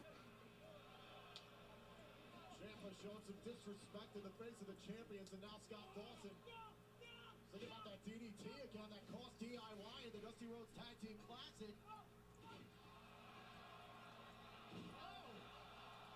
Look about the corners. Think about the reversal cover. Oh, kick out.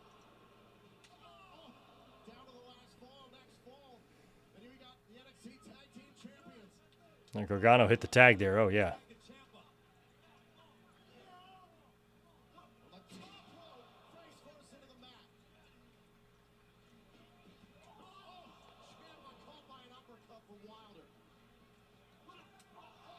Jesus.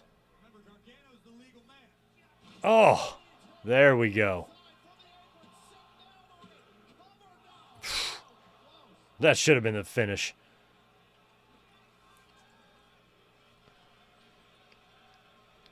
People relate to Gargano and Ciampa here in Toronto. Let's take another look at this fantastic DDT from Johnny Wrestling. But it was not quite enough.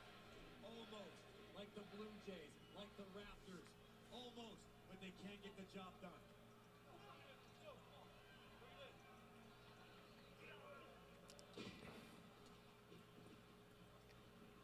Nice. Smart. Like, I've always kind of been a mark for that type of stuff, like the tag team continuity between, two teams that, oh my God, that know and anticipate each other's moves so much and so well. And you got like two teams here both doing it.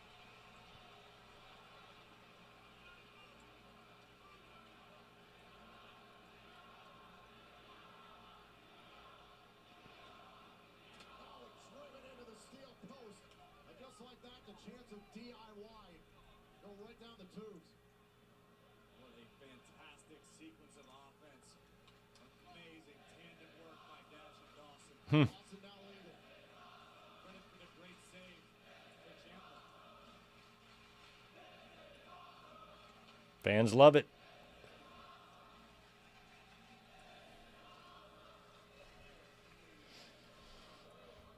Well, Ciampa is, I believe, on the outside by his corner there. And Johnny's in trouble, so we'll see how this ends. Tito loves the new place so far. He's doing really well here. I got to take him back to the vet tomorrow for a quick little just follow-up on his diabetes and his insulin. And then he should be able to stay home after that permanently.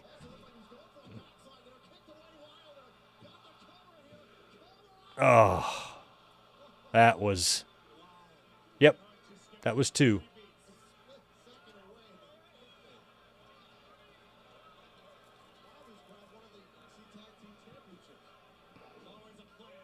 Wow. Ciampa and Wilder. Oh, they got the belt in the ring. What'd he do? Oh, he hit Gargano's leg with the belt.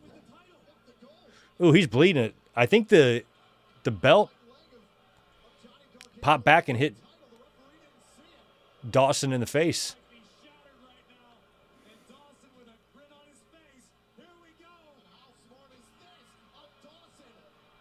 Same submission maneuver that got them the win in Brooklyn. Inverted figure four. This is incredible. The Revival are about to retain. Johnny Gargano has to be in an immense amount of pain. Can he reach out to the bottom rope and break this hold? Have Ciampa push the rope closer. This is the last chance for Gargano's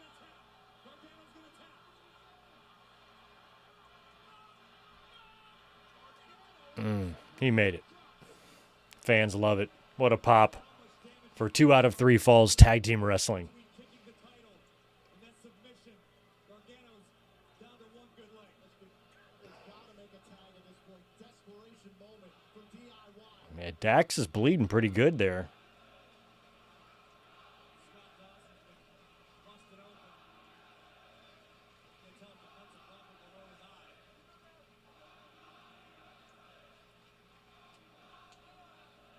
A Wilder legal again.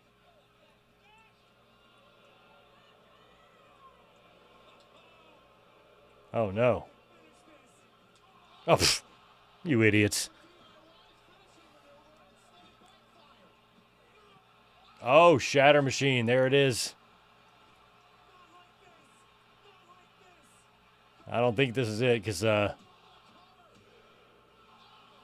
remember making the thumbnail last night, so I think I know what the finish is.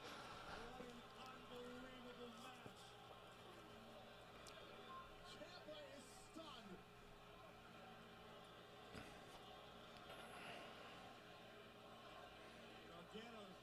No, it's all good. Those of you who are late, low audience tonight, we're doing it on a rare Monday night watch along. I just felt like I should give you guys something since we weren't here for our normal Sunday night deal last night with our normal size audience. So I just wanted to give just a little video up here on Monday night since Raw came on in the morning. So I'm like, well, we got the night free. I let you guys pick, and NXT Takeover it was. I'm like, let's do it. Oh, I was like, why are you not counting? I didn't even realize you had the tights.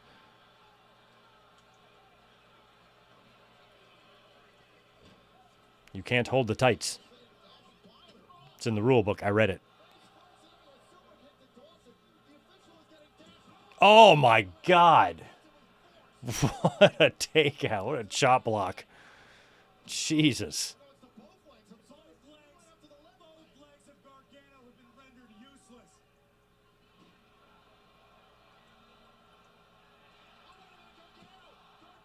Nope. I was about to say, there's no way he's going to bridge out of that. He's too big.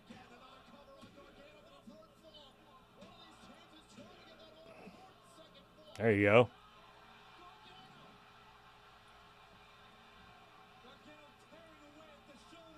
Oh, yeah, this is the double. Oh, look at that. I love that, the way they hold hands.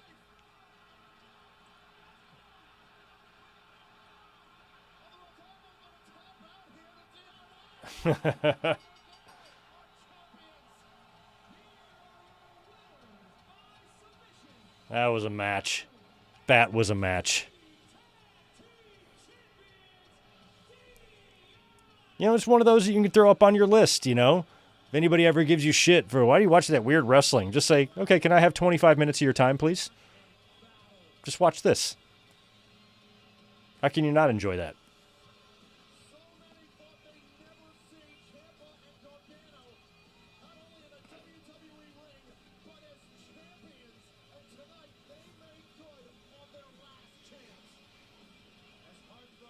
Good job, DIY.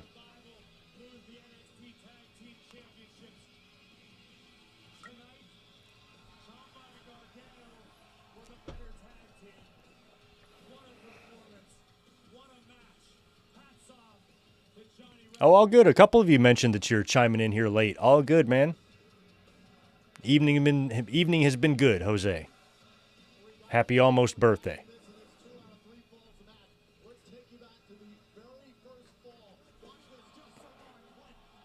Oh.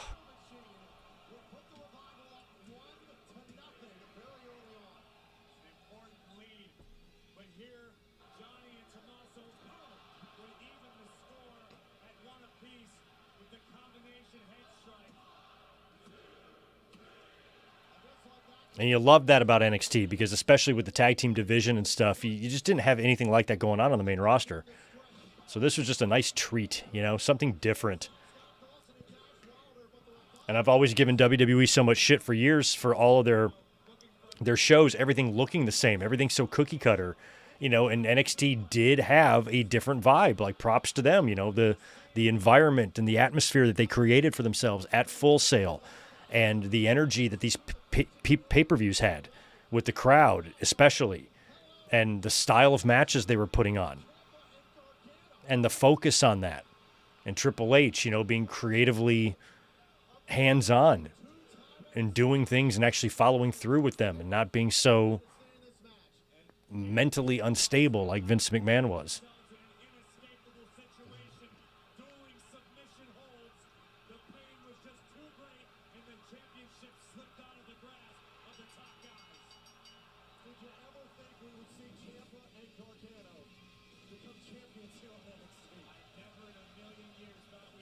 And so stuff like this was just enough to keep fans like me interested, you know, otherwise what the fuck was going on in 2016? You know, as someone who's been wrestling or watching since like 1980, you know, like what's going on in 2016 that's going to really dazzle me, you know? So like stuff like this was just so welcomed, you know. I really appreciated this stuff from NXT in these days. Oh, there's a green shirt guy.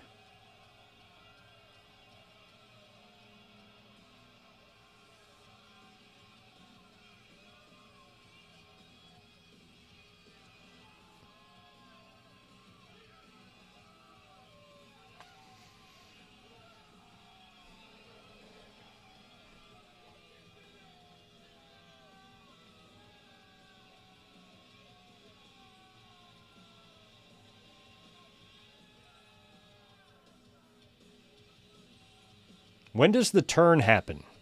When do they do the turn with these guys? Because then doesn't Ciampa get hurt or something? Or do they see this tag team title run through, or does somebody get hurt and derails it? I don't know the history, or I don't remember the history. Celebrate tonight, Tommaso and Johnny. You've absolutely earned it, but be ready because Tommaso and Johnny just became the target in the NXT Tag Team division. Congratulations to DIY.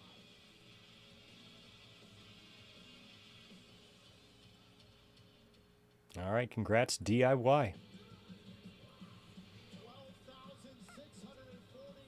NXT fans on hand here at the Air Canada Center, live here on the WWE Network for NXT Takeover Toronto.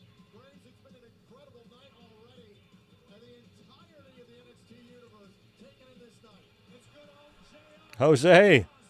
Oh, look at JR is there with his Oklahoma phone cover. Well, Jose, only drink non-alcoholic beer if you like the taste of beer. If you don't, then just drink something you like the taste of. But yeah, good luck. And please do not risk a seizure. Mickie James back.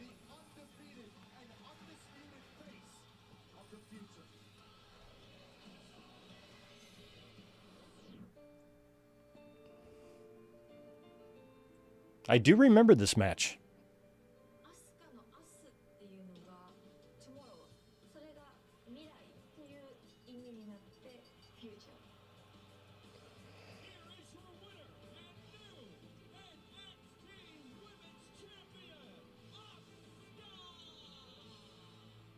そして未来は今始まる Now that I am NXT Women's Champion I will destroy everyone Asuka is very unpredictable. She moves so quickly in the ring. So Look at young Bailey. My God. those hits to the face are just knockouts. I will Dana Brooke. anyone She's somebody who Look at Nia Jax. Wow. She looks young as hell, too. This nastiness of Asuka. It's just like every time we see Asuka, understandably so, she becomes more and more confident. Half the time she's almost toying with opponents.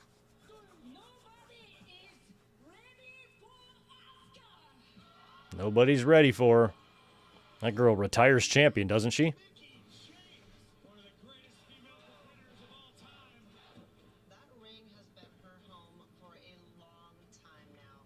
And if there is somewhere that Mickey feels confident, it is right there in the middle of the WWE ring. Mickie James is the new WWE Women's Champion.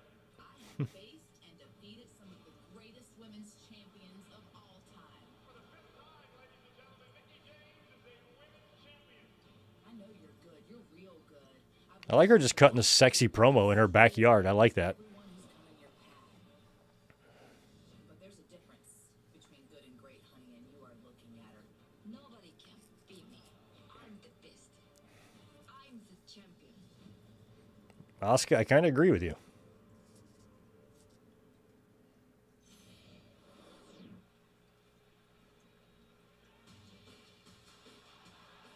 Here she comes, the old Mickie James music.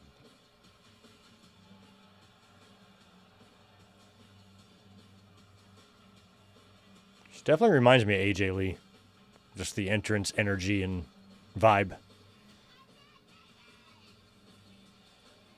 the first time in 6 years, Mickie James is back in a WWE ring. If you've been following along on Twitter, this is First time in 6 years. Wow. for Mickie James. It's great to see Mickie James back, one of the pioneers of the women's division. Where she belongs inside of the ring. The NXT women's division. The best in the world. 5-time WWE Women's Champion, former Divas Champion. Oh, really? This was supposed to be Trish? I wasn't aware of that. NXT Takeover Toronto. Head to Facebook.com/Triple H for a Facebook Live session with the game. I can't wait to hear what Facebook Live. Mickie James, the authors of Pain. So many exciting matches. We got new tag team champions, Ray. Okay, don't remind me anymore. I gave them their props. I don't want to relive it again. Welcome back, Mickie James.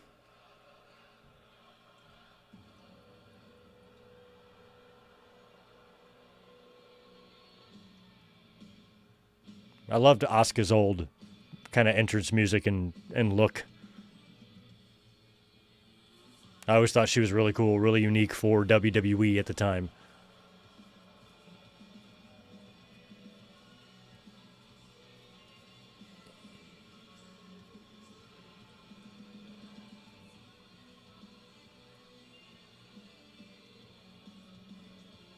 They all got them masks.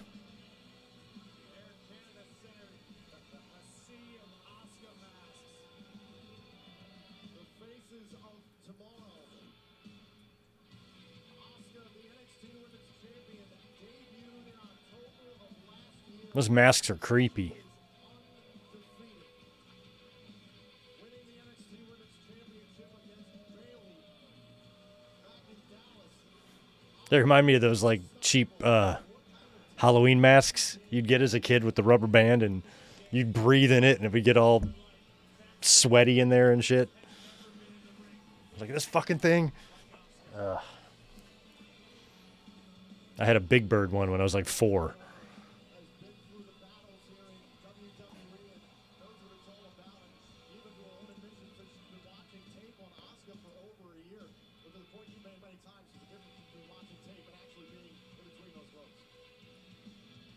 Stare across that 20-foot ring and stare into the eyes of the NXT Women's Champion.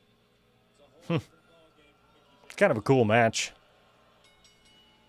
Mickie James is like, I hope this woman doesn't kill me. I'll have to write a country song about it. Quite the bell bottoms there on Mickie James. I know it makes her kicks look better. Introducing first, the challenger from Richmond, Virginia, Mickie James.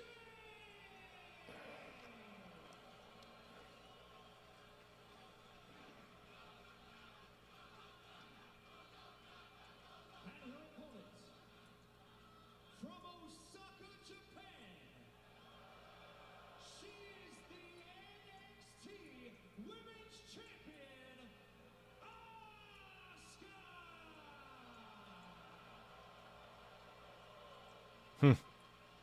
You go, Asuka.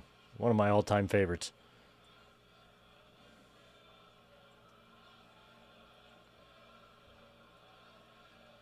She's hilarious. She's a goofball, too. Which I love.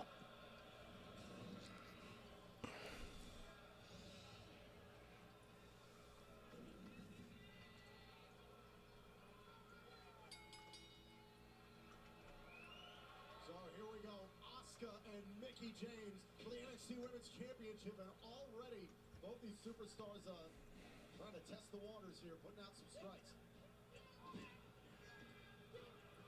Mickie James here very early on in this match, Graves. What are you looking for against Asuka? Mickie has got to be looking for any sort of error in the game. Now, it was right after this, right, that she Shoulders down.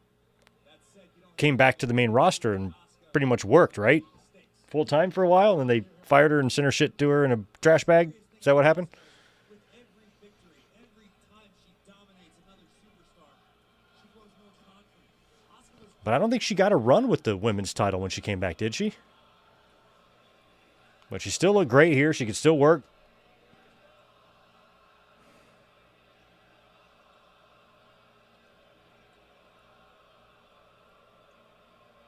intense sportsmanship here in this match, and NXT Universe here in Toronto, a little bit split. Mickie, trying to play some head games? You're not going to beat Mickie James when it comes to mind games. This is superstar Mickie James, who won the Women's Championship from WWE Hall of Famer Trish Stratus at WrestleMania. She knows what it's like to be on the grandest stage of Oh, I think we all remember that WrestleMania 22 match. mind games with Trish for months leading up to that very match. I'm sure Mickey's going to dig into her bag of tricks to do what she can against Asuka.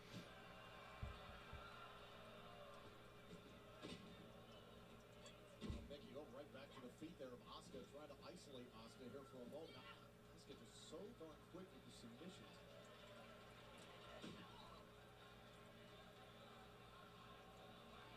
Asuka's defended against the likes of Bayley, of course, the former champion, Nia Jax, knows what all that power is about. Yeah, how long had she had the title up until this point? She sent Bayley running. Asuka. I just remember she was on the main roster by the time they got to WrestleMania 34, I guess, right? Asuka retreating for a moment. Tom, I don't know the last time I've seen that. I don't know if I've ever seen that. Not too many women who can step in the ring and throw Asuka off her game.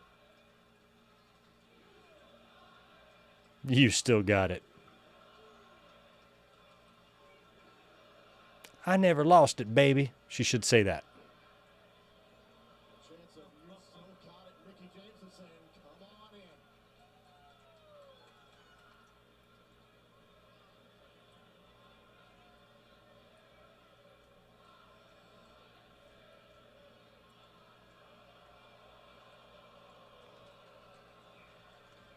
A little surprised at Asuka. Yeah, she took it. Mickey's doing her best to play mind games, but Asuka just answering, saying, I'm not fearless. You can't get inside my mind. I think Asuka is James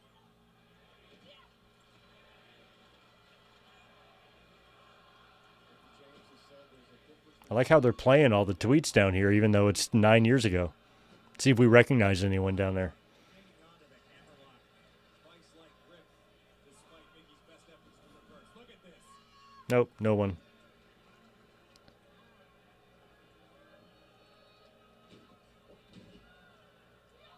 Scary takedown by Mickey. Armbar of her own. Hold on a second there. Brings Mickey James down to the mat.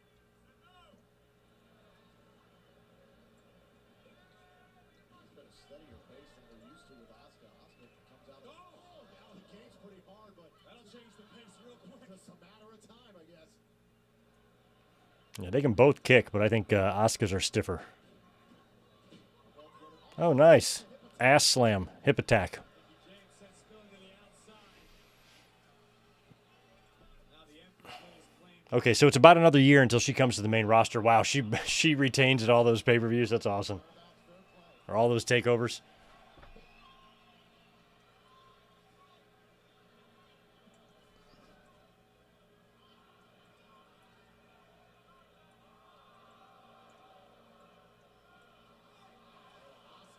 Nasty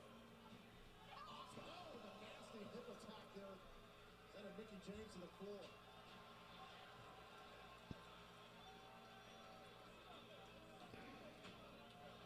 Asuka looking for here. Asuka missed there. Now Mickey James. Jesus. Using it for the big kick. Nice little Rama there. Mickey James has done a good job of weathering the offense of Asuka. Kind of right, you know you're going to go in, you know you're going to get hit. Matter if you can keep going. Mickey was looking for the mid kick again. Asuka got the ankle lock. Ankle lock outside the ring here. No. Jesus. German on the floor. Yeah, I remember when Asuka vacated the title and moved up to the roster. Asuka captured the ankle of Mickey. Because didn't she get like injured or something? And then they were just like, fuck it, we're just gonna we're just gonna have her forfeit the title and move her to the main roster, never to compete for it again. It might be fun. Like that would be have they tried that? Like has Asuka been like, you know what? I'm still the NXT Women's Champion. I'm gonna go down there and win my belt back. Asuka should do a little NXT stint, like Becky did, and go down there and win the belt. How much damage was done? Asuka Beat Blake Monroe for it or something. on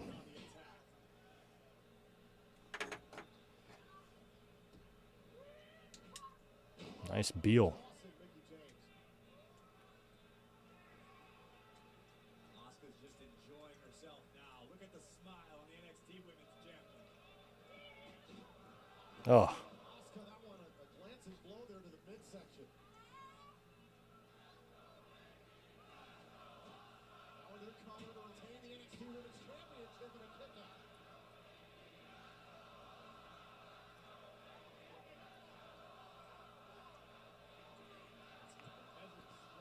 crowd legit split. It's a lot like the opener with Rude and Dillinger.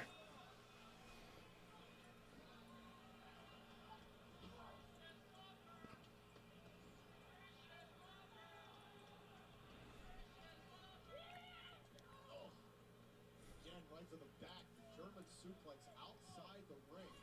Paying dividends now here for Asuka. Okay, so Vince randomly called her up. I thought it was all kind of tied in somehow. Five to break the hold, and Asuka is counting along with the official.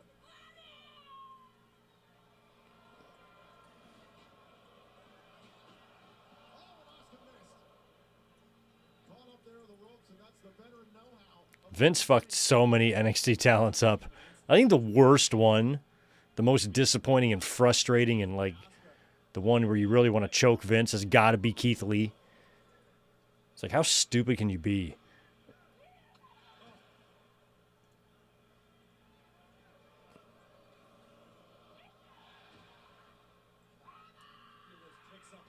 Damn, Mickey asking for it.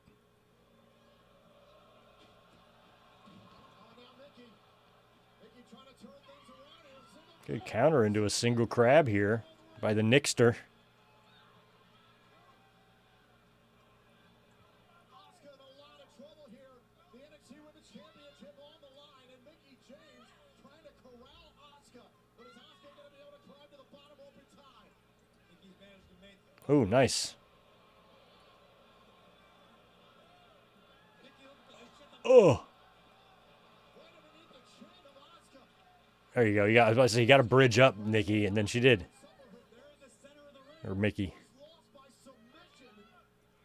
Mickey has Asuka completely tied up. Asuka is trying to drag all of Mickey's weight to the ropes. Asuka trying to drag Mickie James, and now gets What would Santino call her? Nikki Jameson. You will not defeat me, Nikki Jameson. I don't know if you've ever seen Asuka in this much trouble, Tom. this could be Mickey's moment. What a moment it would be to return here. Capture the NXT Women's Championship to completely change the game. Knock off the undefeated champion in the process.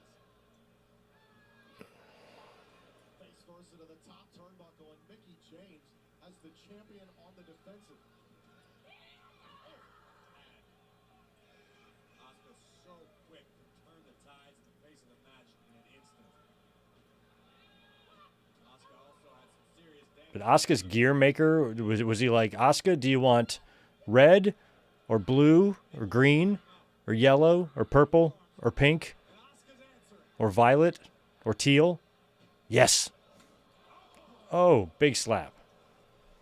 Asuka swung for the fences with the spinning back fist, and Mickey answered. Mickey feels like this is her moment, but Asuka. Oh no! Look at the eyes of Asuka.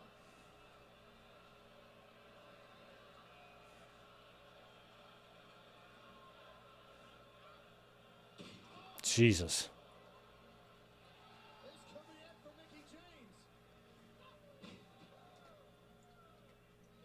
Taking down Asuka. This is for the NXT Women's Champion. Mickie James is dropping Asuka right now. Mickey James could dethrone the NXT Women's Champion right here in Toronto. Never seen anything like this in Asuka's history, in NXT's history. Mickey's countering everything Asuka. Yeah. And I don't think Asuka's been... Well, she's in here with a veteran now, so it's different. Young South Wavy Network hooked up with a channel membership courtesy of the Juliet. Thanks for doing that, Juliet. I forgot today was Columbus Day, to be honest. It is, huh? How about that? Fuck Columbus. How can you discover something that's already here with people living here? You discovered dick. So close. Asuka can almost feel that championship slipping away as this match progresses. Take a look at this. Mickey James from the top rope. Seated senton. Got all of it, but it wasn't quite enough.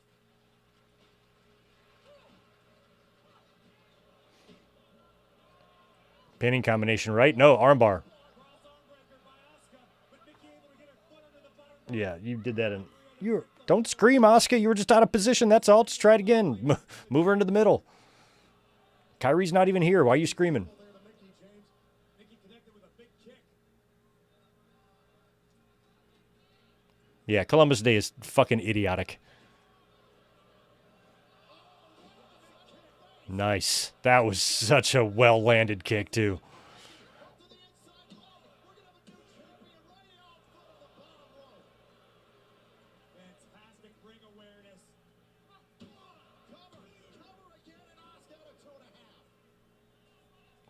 frustration starting to build by Nikki. Nikki landed the Nick kick right to the side of the head of the champion, but Asuka, just a little bit of luck. Incredible performance so far by Mickie James. Has Asuka reeling, something we never thought we'd see. The Nikki DT. Asuka. No, Asuka lock. She got it. Ooh, she landed right on her head.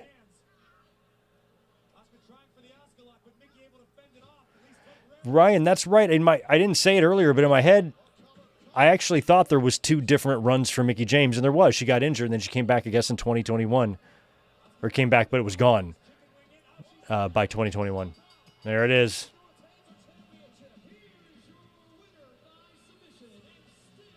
Thanks for coming, Mick.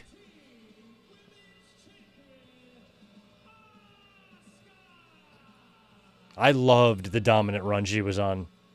Again, it was kind of something different. In high-pressure situations, and that is exactly what Asuka just did. The returning of Mickie James. Put up a fight against Asuka like we've never seen here before against our champion. Mickie James for sure knew what was at stake, knew the consequences of tonight's match, but Asuka was just too much.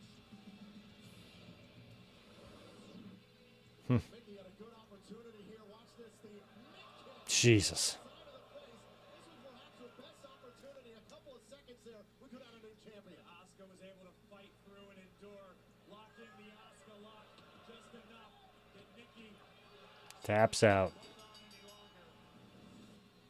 Once again, the familiar sight. Asuka is your NXT Women's Champion.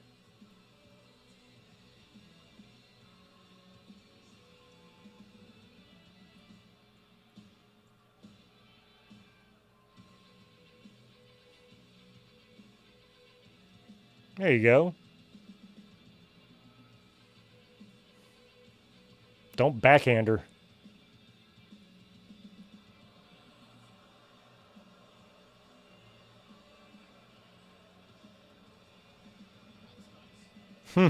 I like that she's not shaking. That's awesome.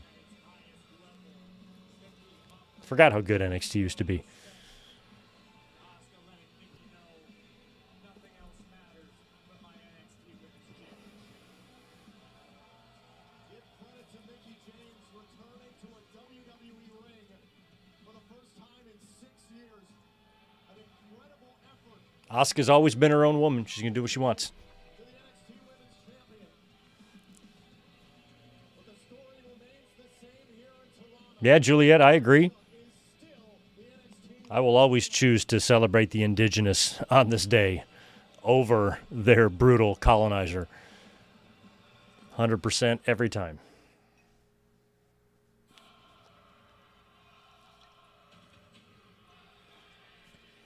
Look at this. What 2K? Oh, is this like where they're announcing Goldberg? Oh wait, we already got that announcement, right? And oh yeah, the Goldberg squash is about to happen. What is it, tomorrow night? Goldberg and Brock? And the squash of the century? Boy, I wish I was doing a watch along and a live reaction for that when that happened. That blew my mind. I'm like, what? This has been an incredible night here at NXT Takeover Toronto. Mickie James putting forth a tremendous effort of defending the NXT Women's Championship with Asuka. I'm exhausted already, and there's still more to come. That tag team match, the Women's Championship match, and the NXT Championship is still to be defended. It's been an unbelievable night, everyone, and thank you for joining us all here live on the WWE Network. And we want to take a moment to send a special thank you out. My guys, Beartooth, for the song Hated. It's the official theme of NXT TakeOver Toronto. Let's turn the official song of NXT Takeover down. Beartooth, Hated. Okay. Turning that down.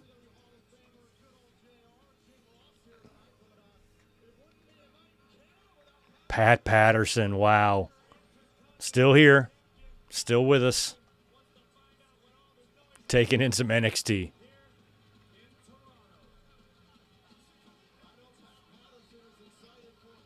I don't know who that he's with. Must be a family member. All right, so it's Samoa Joe and Shinsuke Nakamura. I never liked the big the X title that they used. I always thought it was kind of ugly.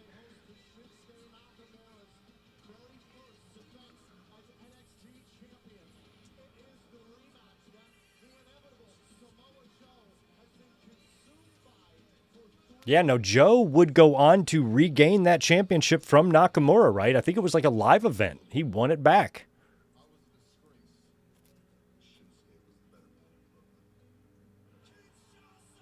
Unless he wins it back here, and I'm wrong.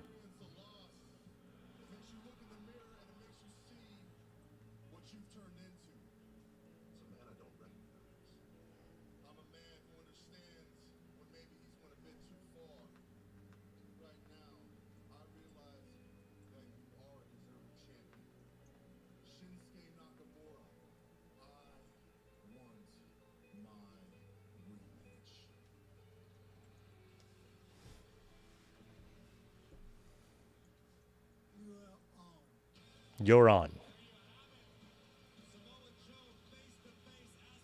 I loved Samoa Joe in NXT. It was cool to see him there, you know?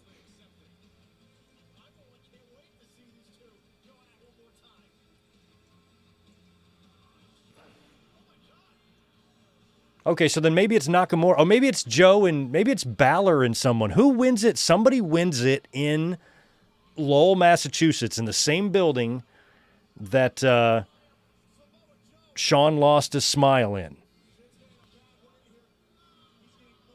It might have been Nakamura winning the title back from Joe. I don't remember.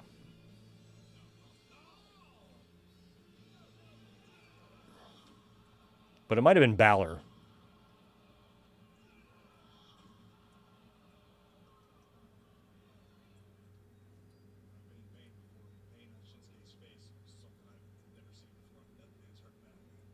It's Joe beating Balor. Okay, Joe wins it, but it's not against Nakamura. It's against Balor. Okay. I just remember finding that surprising. I'm like, look at these guys doing a Bret Hart and Saskatoon type of title change here. I thought it was kind of cool.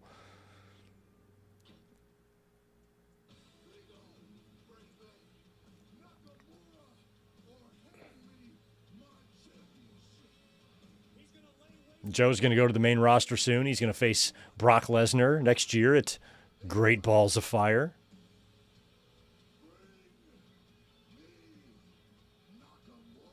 I'll never forget doing the predictions thinking that Joe should win. Still wish he would have.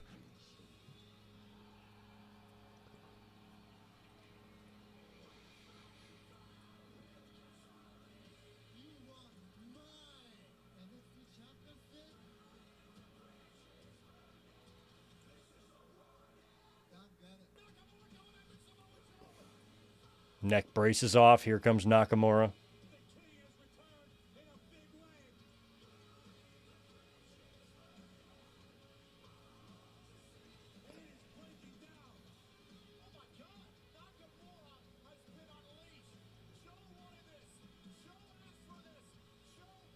Well, this should be a good one. Love both of these guys. Both still active in their respective companies. Joe with a big title match coming up next week.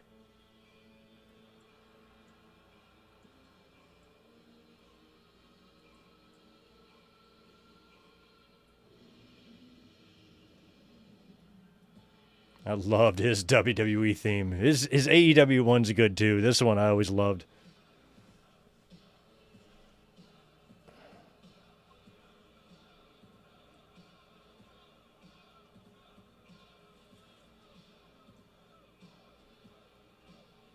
I liked the simplicity of it.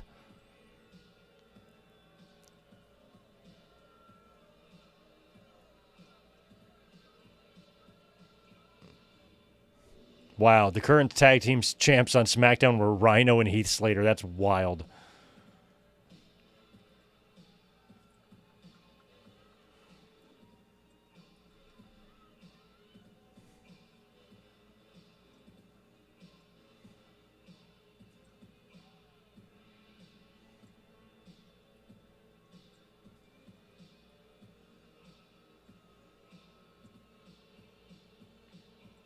I always thought NXT had better entrances too, like the stuff they were doing with Nakamura, Bobby Roode, Finn Balor. What do the kids say? Aura, right? That's what they say, aura. Heath Slater didn't have any fucking aura, and he was on SmackDown. Everything they did in NXT when it came to this type of stuff was really, really well presented.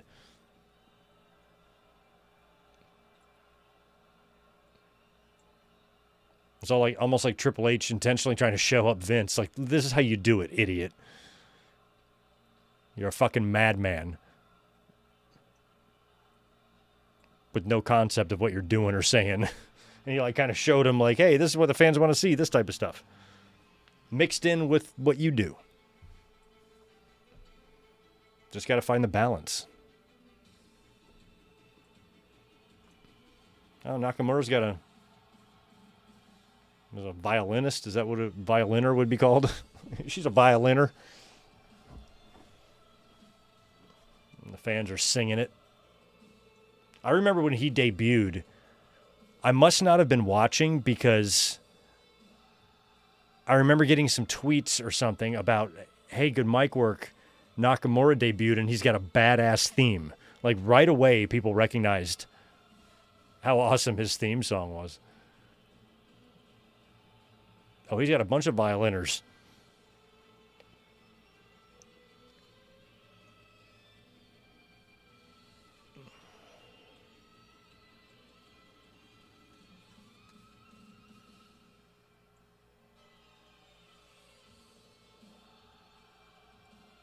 Fans are awesome.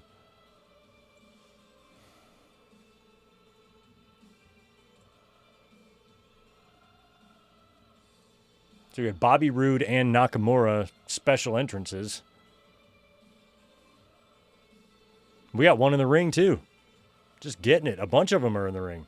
Joe should put one of the violiners in a coquina clutch for fun.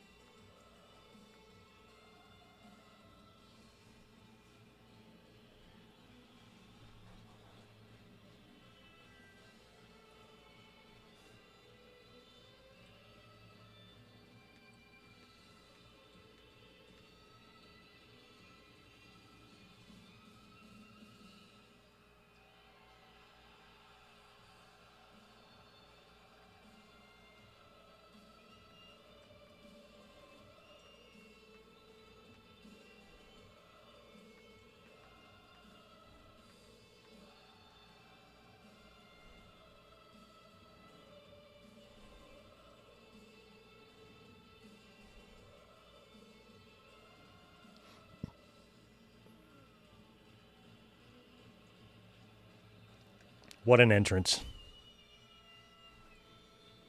One of the longer ones.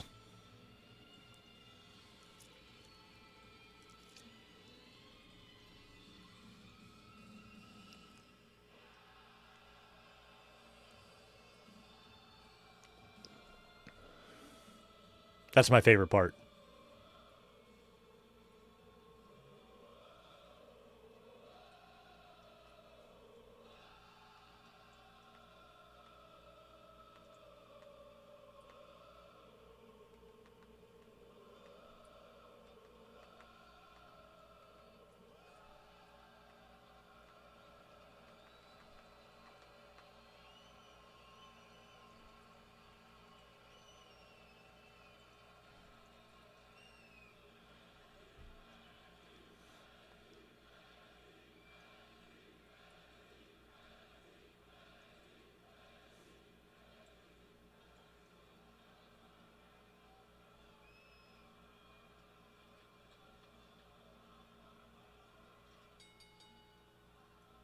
Here we go. Contest scheduled for one fall is for the NXT. Yeah, during that whole entrance, like Joe was one of the best at like really keeping himself occupied. When he's got to wait through something like that, just jaw jacking with the fans, he's the best. The challenger from Huntington Beach, California, weighing in at 282 pounds, Samoa Joe.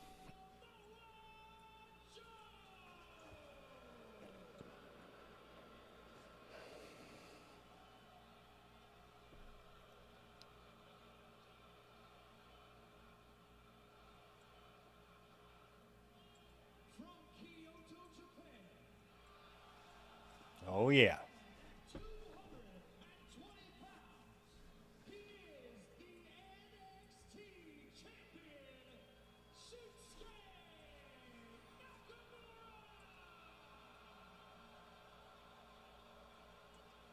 And both these guys were just supremely over, too.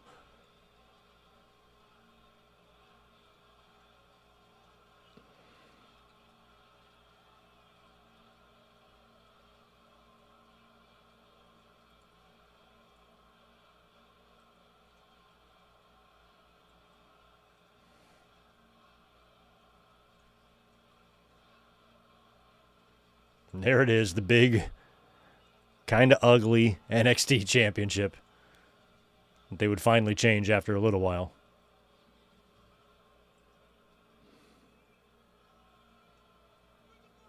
All right, boom. This for the NXT championship, and Shinsuke Nakamura unloading with some strikes here on Samoa Joe. Joe answering. Yeah, Naka had the first kick landed like a millisecond after the bell rang.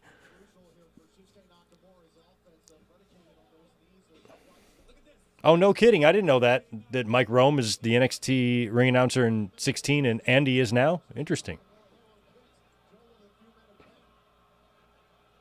Well, at least he's familiar.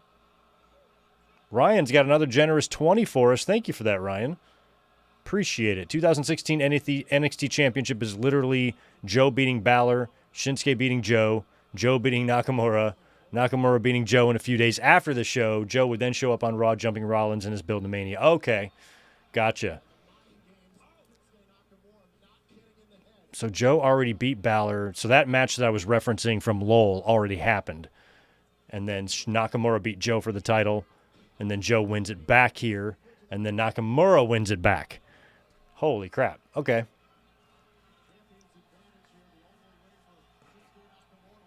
So Joe and Nakamura both two-time NXT champions.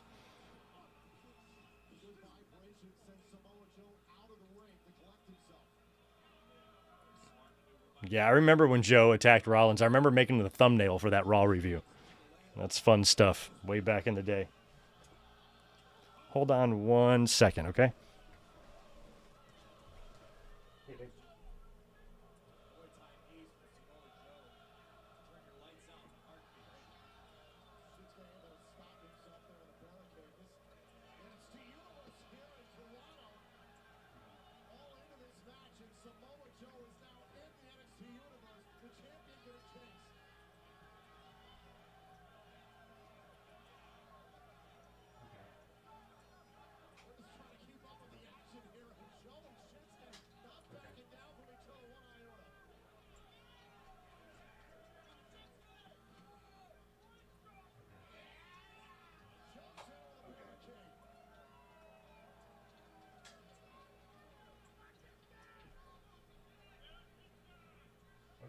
Samoa Joe said it himself. Shinsuke has become quote, a rabid animal.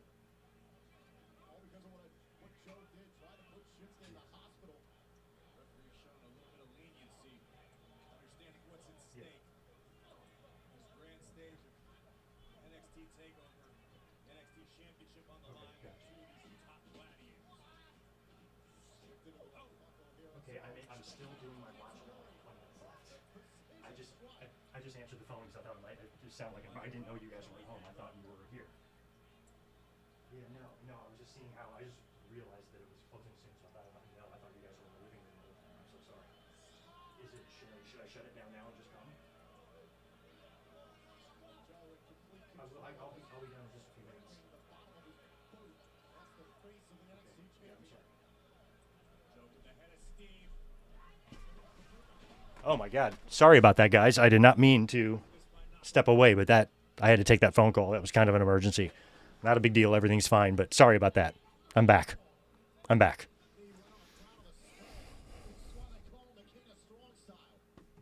But did I miss anything? No. I'm back. Sorry about that. Very different pace to their last match in Brooklyn. Both superstars coming out of the gate strong, keeping it high intensity. Oh, Oof. I don't feel like Shinsuke takes bumps like that anymore, you know? Samoa Joe spiking Nakamura. That same maneuver is what injured Shinsuke, albeit it was done on steel stairs several months back. Check this out, #1 trend worldwide. Hashtag NXT Takeover Toronto. This one's all about the NXT Championship. And Samoa Joe running through the champion.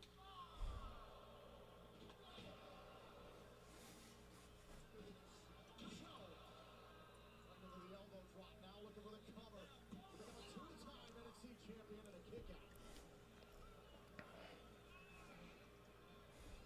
This match should come down to the mentalities, to the mindset. You saw the intensity from Samoa Joe every step he took on his way to the ring.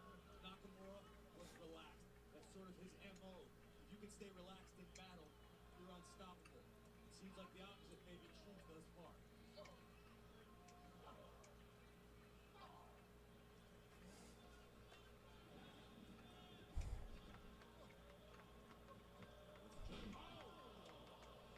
Fantastic maneuver by Samoa Joe, driving the knees of Nakamura into the canvas.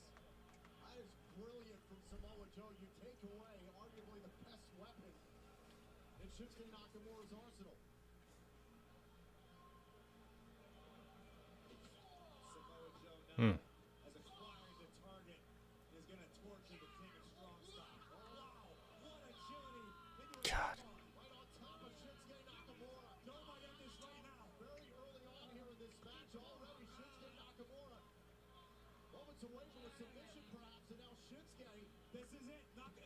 Oh, that's Joe's foot. I thought that was Nakamura's foot. I'm like, what kind of move is this? Shinsuke trying to withstand the pain. Can he get to the bottom rope to break up this submission? Samoa Joe's got it locked on very, very tight. The official right on top of Shinsuke. Now Shinsuke trying to battle it out. It's been incredibly one-sided so far. Samoa Joe just dominating Nakamura.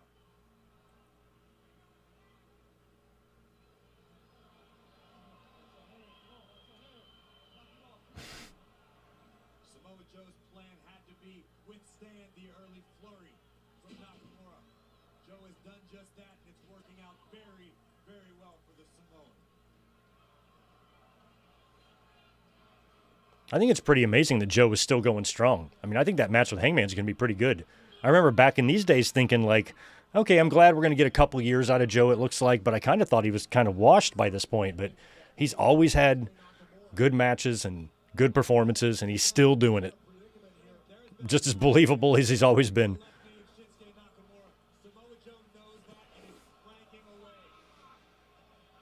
Samoa Joe using all that 280 pounds of muscle to go into the knee and closing in perhaps on his second NXT. Young 30, you don't think the belt was ugly? Shinsuke trying to get out the hard way, but listen to Nakamura. Yeah, I should have rephrased it by saying I think it's ugly, because I do. I think it's ugly as all ever loving fuck. But that doesn't mean you have to think it. But I do. Ugh. Jesus. That's like getting hit by a runaway freight train. The champion is laid out outside the ring. Let's take another look at this. Samoa Joe, 300 pounds plus, straight into the skull of Nakamura. Meanwhile, Joe's got bad intentions in mind. You mentioned it earlier in this match. That slam into the mat. He's done that on the steel stairs to Shinsuke Nakamura in the past. That's what put Shinsuke in the hospital. Joe could be looking for the exact same result right here on Nakamura. And Nakamura sees it coming, trying to battle his way free. Oh, Nakamura able able to escape only momentarily. Everything Nakamura has attempted, Samoa Joe is thwarted. Count of 2. Heads to the count of 10 here to get back into the ring. I think the crowd, I mean, well, it's Toronto for one, but it's a lot of cities, not just, because they're out of the U.S. and Toronto's a little wilder, but all these NXT pay-per-views and these takeovers were like this. And it was what I was talking about earlier. You could tell how desperate, we were as fans just to have something like this. This level and quality of wrestling that just wasn't so WWE, even though it was in WWE. Just the effort Nakamura needs to exert to kick out a near 300-pound man. That wears you The way NXT started in like 2010, I couldn't stand it. It wasn't for me. I didn't like any of it. But the way it kind of evolved and morphed into this. Coming at Joe with the injured leg, using it anyway. It connects. This is massive. Nakamura just bought himself some time. I don't know how effective it was, but Joe looks like he's rocked slightly for the first time in quite some time. Now both men opposite sides of the ring. This our main event for the NXT Championship. Here live inside the Air Canada Center, and a drop kick connects. That right on the chin. 12,649 cramp here inside the Air Canada Center. Jeez. This is the Now Nakamura's rolling. Amazing what adrenaline can do to the anatomy. Nakamura apparently not feeling as much pain as he normally would, as a normal man would. right across the side of the face. And Nakamura Corey Graves, that was a very Lord Alfred Hayes-ish type of call there. down onto the top rope here. Nakamura Oh my God, Joe up there like that. got all of it. Right to the abdomen of Joe. Now the champion to retain his title. Cover here on Samoa Joe, and an easy kick out there. Samoa Joe took a brutal knee to the rib cage, and now Nakamura slowly seizing control of this match. Man, those knees right to the midsection. It'll break a rib in a hurry. Talk about strong style. That is strong style. It's a smart strategy by Nakamura. He's got a front face lock applied tightly. That'll put Samoa Joe right to sleep. You can see Joe's tongue hanging out. Coming hard to breathe. There's the power advantage. Mentioned from the outset, that's what Joe's going to need to do. Atomic drop. Jeez. Oh. Senton from hell. Nakamura's twitchy arm. Oh, last second field goal. Down go the Commanders. Interesting. Play from Shinsuke Nakamura. You can almost see the wheels spinning in Joe's head. What's my next plan? Watch this impact right here. 280 pounds. Handle the midsection of the meanwhile, Samoa Joe, shoulders down, and Shinsuke Nakamura off the shoulder. Samoa Joe planted Nakamura with a power bomb, and look at the Boston Crab. Joe's got the grip applied. Look at the way he has that crab applied. There we go. Nope. Work on the spine. Now transitions. Smoothly transitions. Seen this before from Samoa Joe. Another submission attempt here from the Samoan submission specialist. Middle of the ring. Shinsuke Nakamura, the arm is dragged back. The crossface locked in deep, and you can see the look on Joe's face growing more and more confident as the moments pass. This is for the NXT Championship, and Shinsuke Nakamura taps out here. It's all over. Samoa Joe to be champion here. They're not chanting Chris Benoit, are they? Now a cover here. Big change up there by Shinsuke. Looking for the armbar, but Joe keeping the grip. Put the grass there for a minute. Now another cover here by Shinsuke, or by Joe rather. Nakamura able to counter. What a block by Joe. Jeez. And what a power slam. Joe, I like Joe's is better than Dustin's, but Joe and Dustin both have that short power slam they like to do. Joe just captured the championship. The referee's count was incredibly close.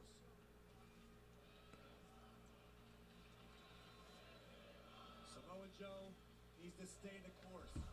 Joe realizes he is in control. This is Samoa Joe's match right now.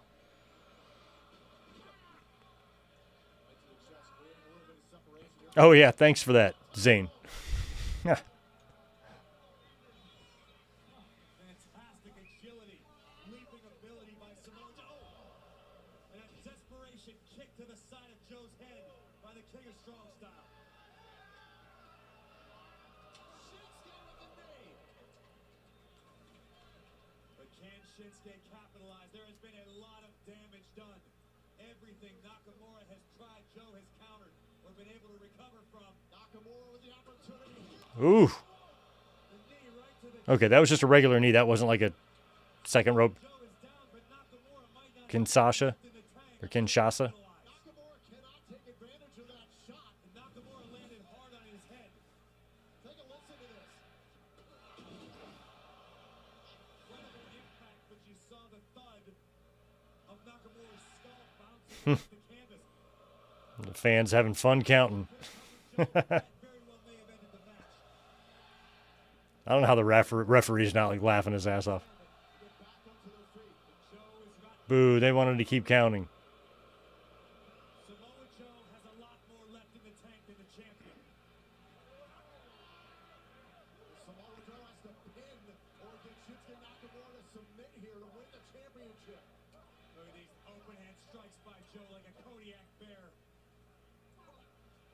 This is there now. Shinsuke right back on the attack with a combination of his own. Going after the midsection of Samoa Joe. Oh, and down goes Joe. This could be the first time the most decided advantage Nakamura's had to this point in the match. Nakamura is vertical and Joe is down. We have not seen this yet in this match. You can see the welts on the thighs of Samoa Joe from the kicks. Nakamura, I think Nakamura was thinking about the inverted exploder there. Whatever he was thinking about, Samoa Joe just elbowed it out of his brain. Oh shit. Hey, when did the big German, when did the injury happen to what's his face? Able to dig down deep. TJ, Side to muster up Natty's husband. for this monstrous. It was Joe who did it, right? Watch the back of Joe's head. Where did this come from? Uh-oh. Nakamura missed in the corner there, and the knee right into the second turnbuckle. Samoa Joe's got an opportunity here, thought for a cover. Oh, there you go. Unbelievable speed by Joe, able to sweep out the knees, the already damaged leg of Nakamura. I mean, I'd watch this all day long over WWE Battleground, you know, or one of those stupid ass. Oh, here we go. Speak of the devil, Muscle Buster coming up. Nope. Nakamura got out of it. Kinshasa nailed it. This could be it here for the champion. Shoulders down on Samoa Joe. Nakamura's got to be asking himself, what do I have left? What have I got to do? Samoa Joe just enduring a Kinshasa What, the entire NFC East took a loss this week? Wow. somehow kicked out. I'm just mad the Lions should be 5-1 and they're 4-2. I don't think Samoa Joe even realizes where he's at this point. Here we go. One more time. I feel like Joe's going to counter into the clutch. Yep, I could sniff that out. Clutch. Nakamura was trying to seal it there with another Kinshasa. Now caught here. Samoa Joe was able to evade the second Kinshasa and apply the coquina clutch, and the champ is fading. You can see the right arm there. If Shinsuke fades here, the official will call this for Samoa Joe. Nakamura's body is going limp. You can see it. Oh my God, they're singing his theme to wake him up from the sleeper hold. That's great. Well, if you got a good enough theme, that ought to do it, you know. He's got the bicep. Samoa Joe is choking out the champion right before our very eyes. Oh, you got to love the fans. Oh, Jesus. Oh, Are we going to see the third? Yes. Straight jacket suplex. straight jacket suplex. And he kicks out. The Camaraplex by Samoa Joe, and somehow, someway, Nakamura with Did Joe get cut? He did. Cut on his eye. Joe can't believe it. One of his best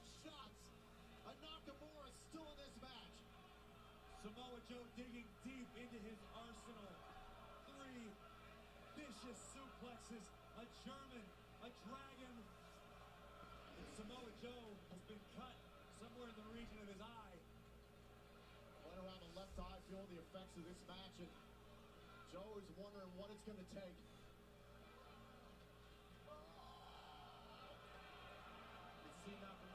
I didn't see what got Joe. Was it part? It might have been part of Shinsuke's gear when he like suplexed him over. Maybe some of that metal got him on the above the eye.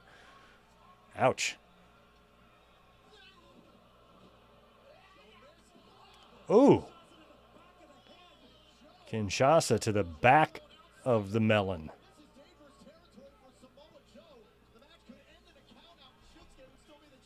Nakamura just needs to lay in the ring and let the referee count.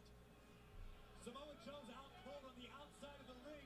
Nakamura is on the inside with the referee concerned with the well-being of the challenger. Trying to make sure Samoa Joe can continue. Look at the far side there. Shinsuke Nakamura is rolled outside the ring. Nakamura said he would show no mercy here in this match to Joe. Oh. Was that on the balls or in the... Yeah, low blow. Oh, Uranagi on the steps. Low blow. Uranagi on the steps. Now it's going to be a coquina clutch, and Nakamura's going to pass out? Or is he going to muscle bust him and pin him? Oh, Jesus. Is that going to be it? Got him. Got him.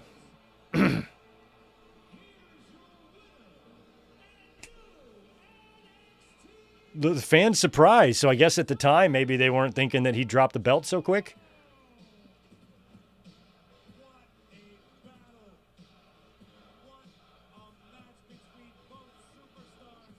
That's a Hogan WrestleMania 5 cut above the eye. Yeah, that is.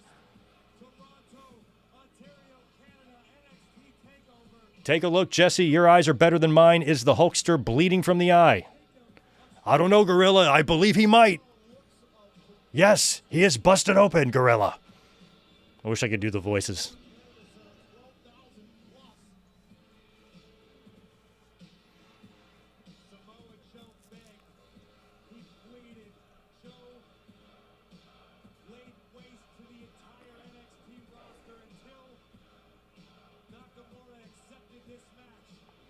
Raider Nation?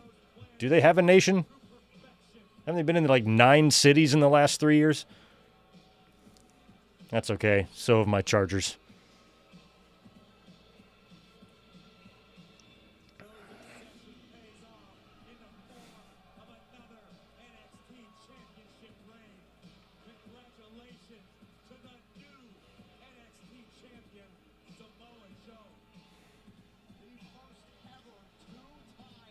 I was just going to ask that. So Joe is the first ever 2-time NXT champion. That's cool. I know we've had a few.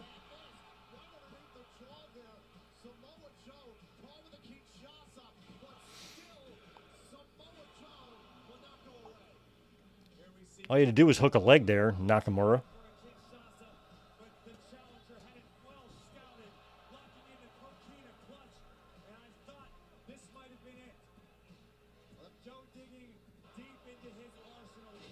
Ooh, that might have been where the cut happened on that.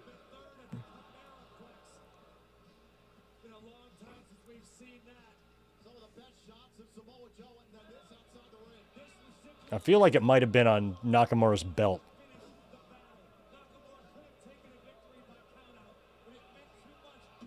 Oh, God.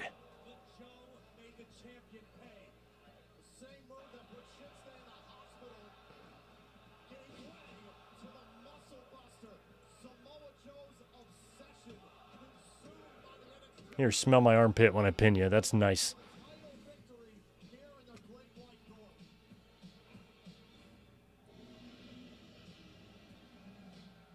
Joe wins. Yeah, and then Nakamura will become the second. Who was the third? Is there a third person that does this?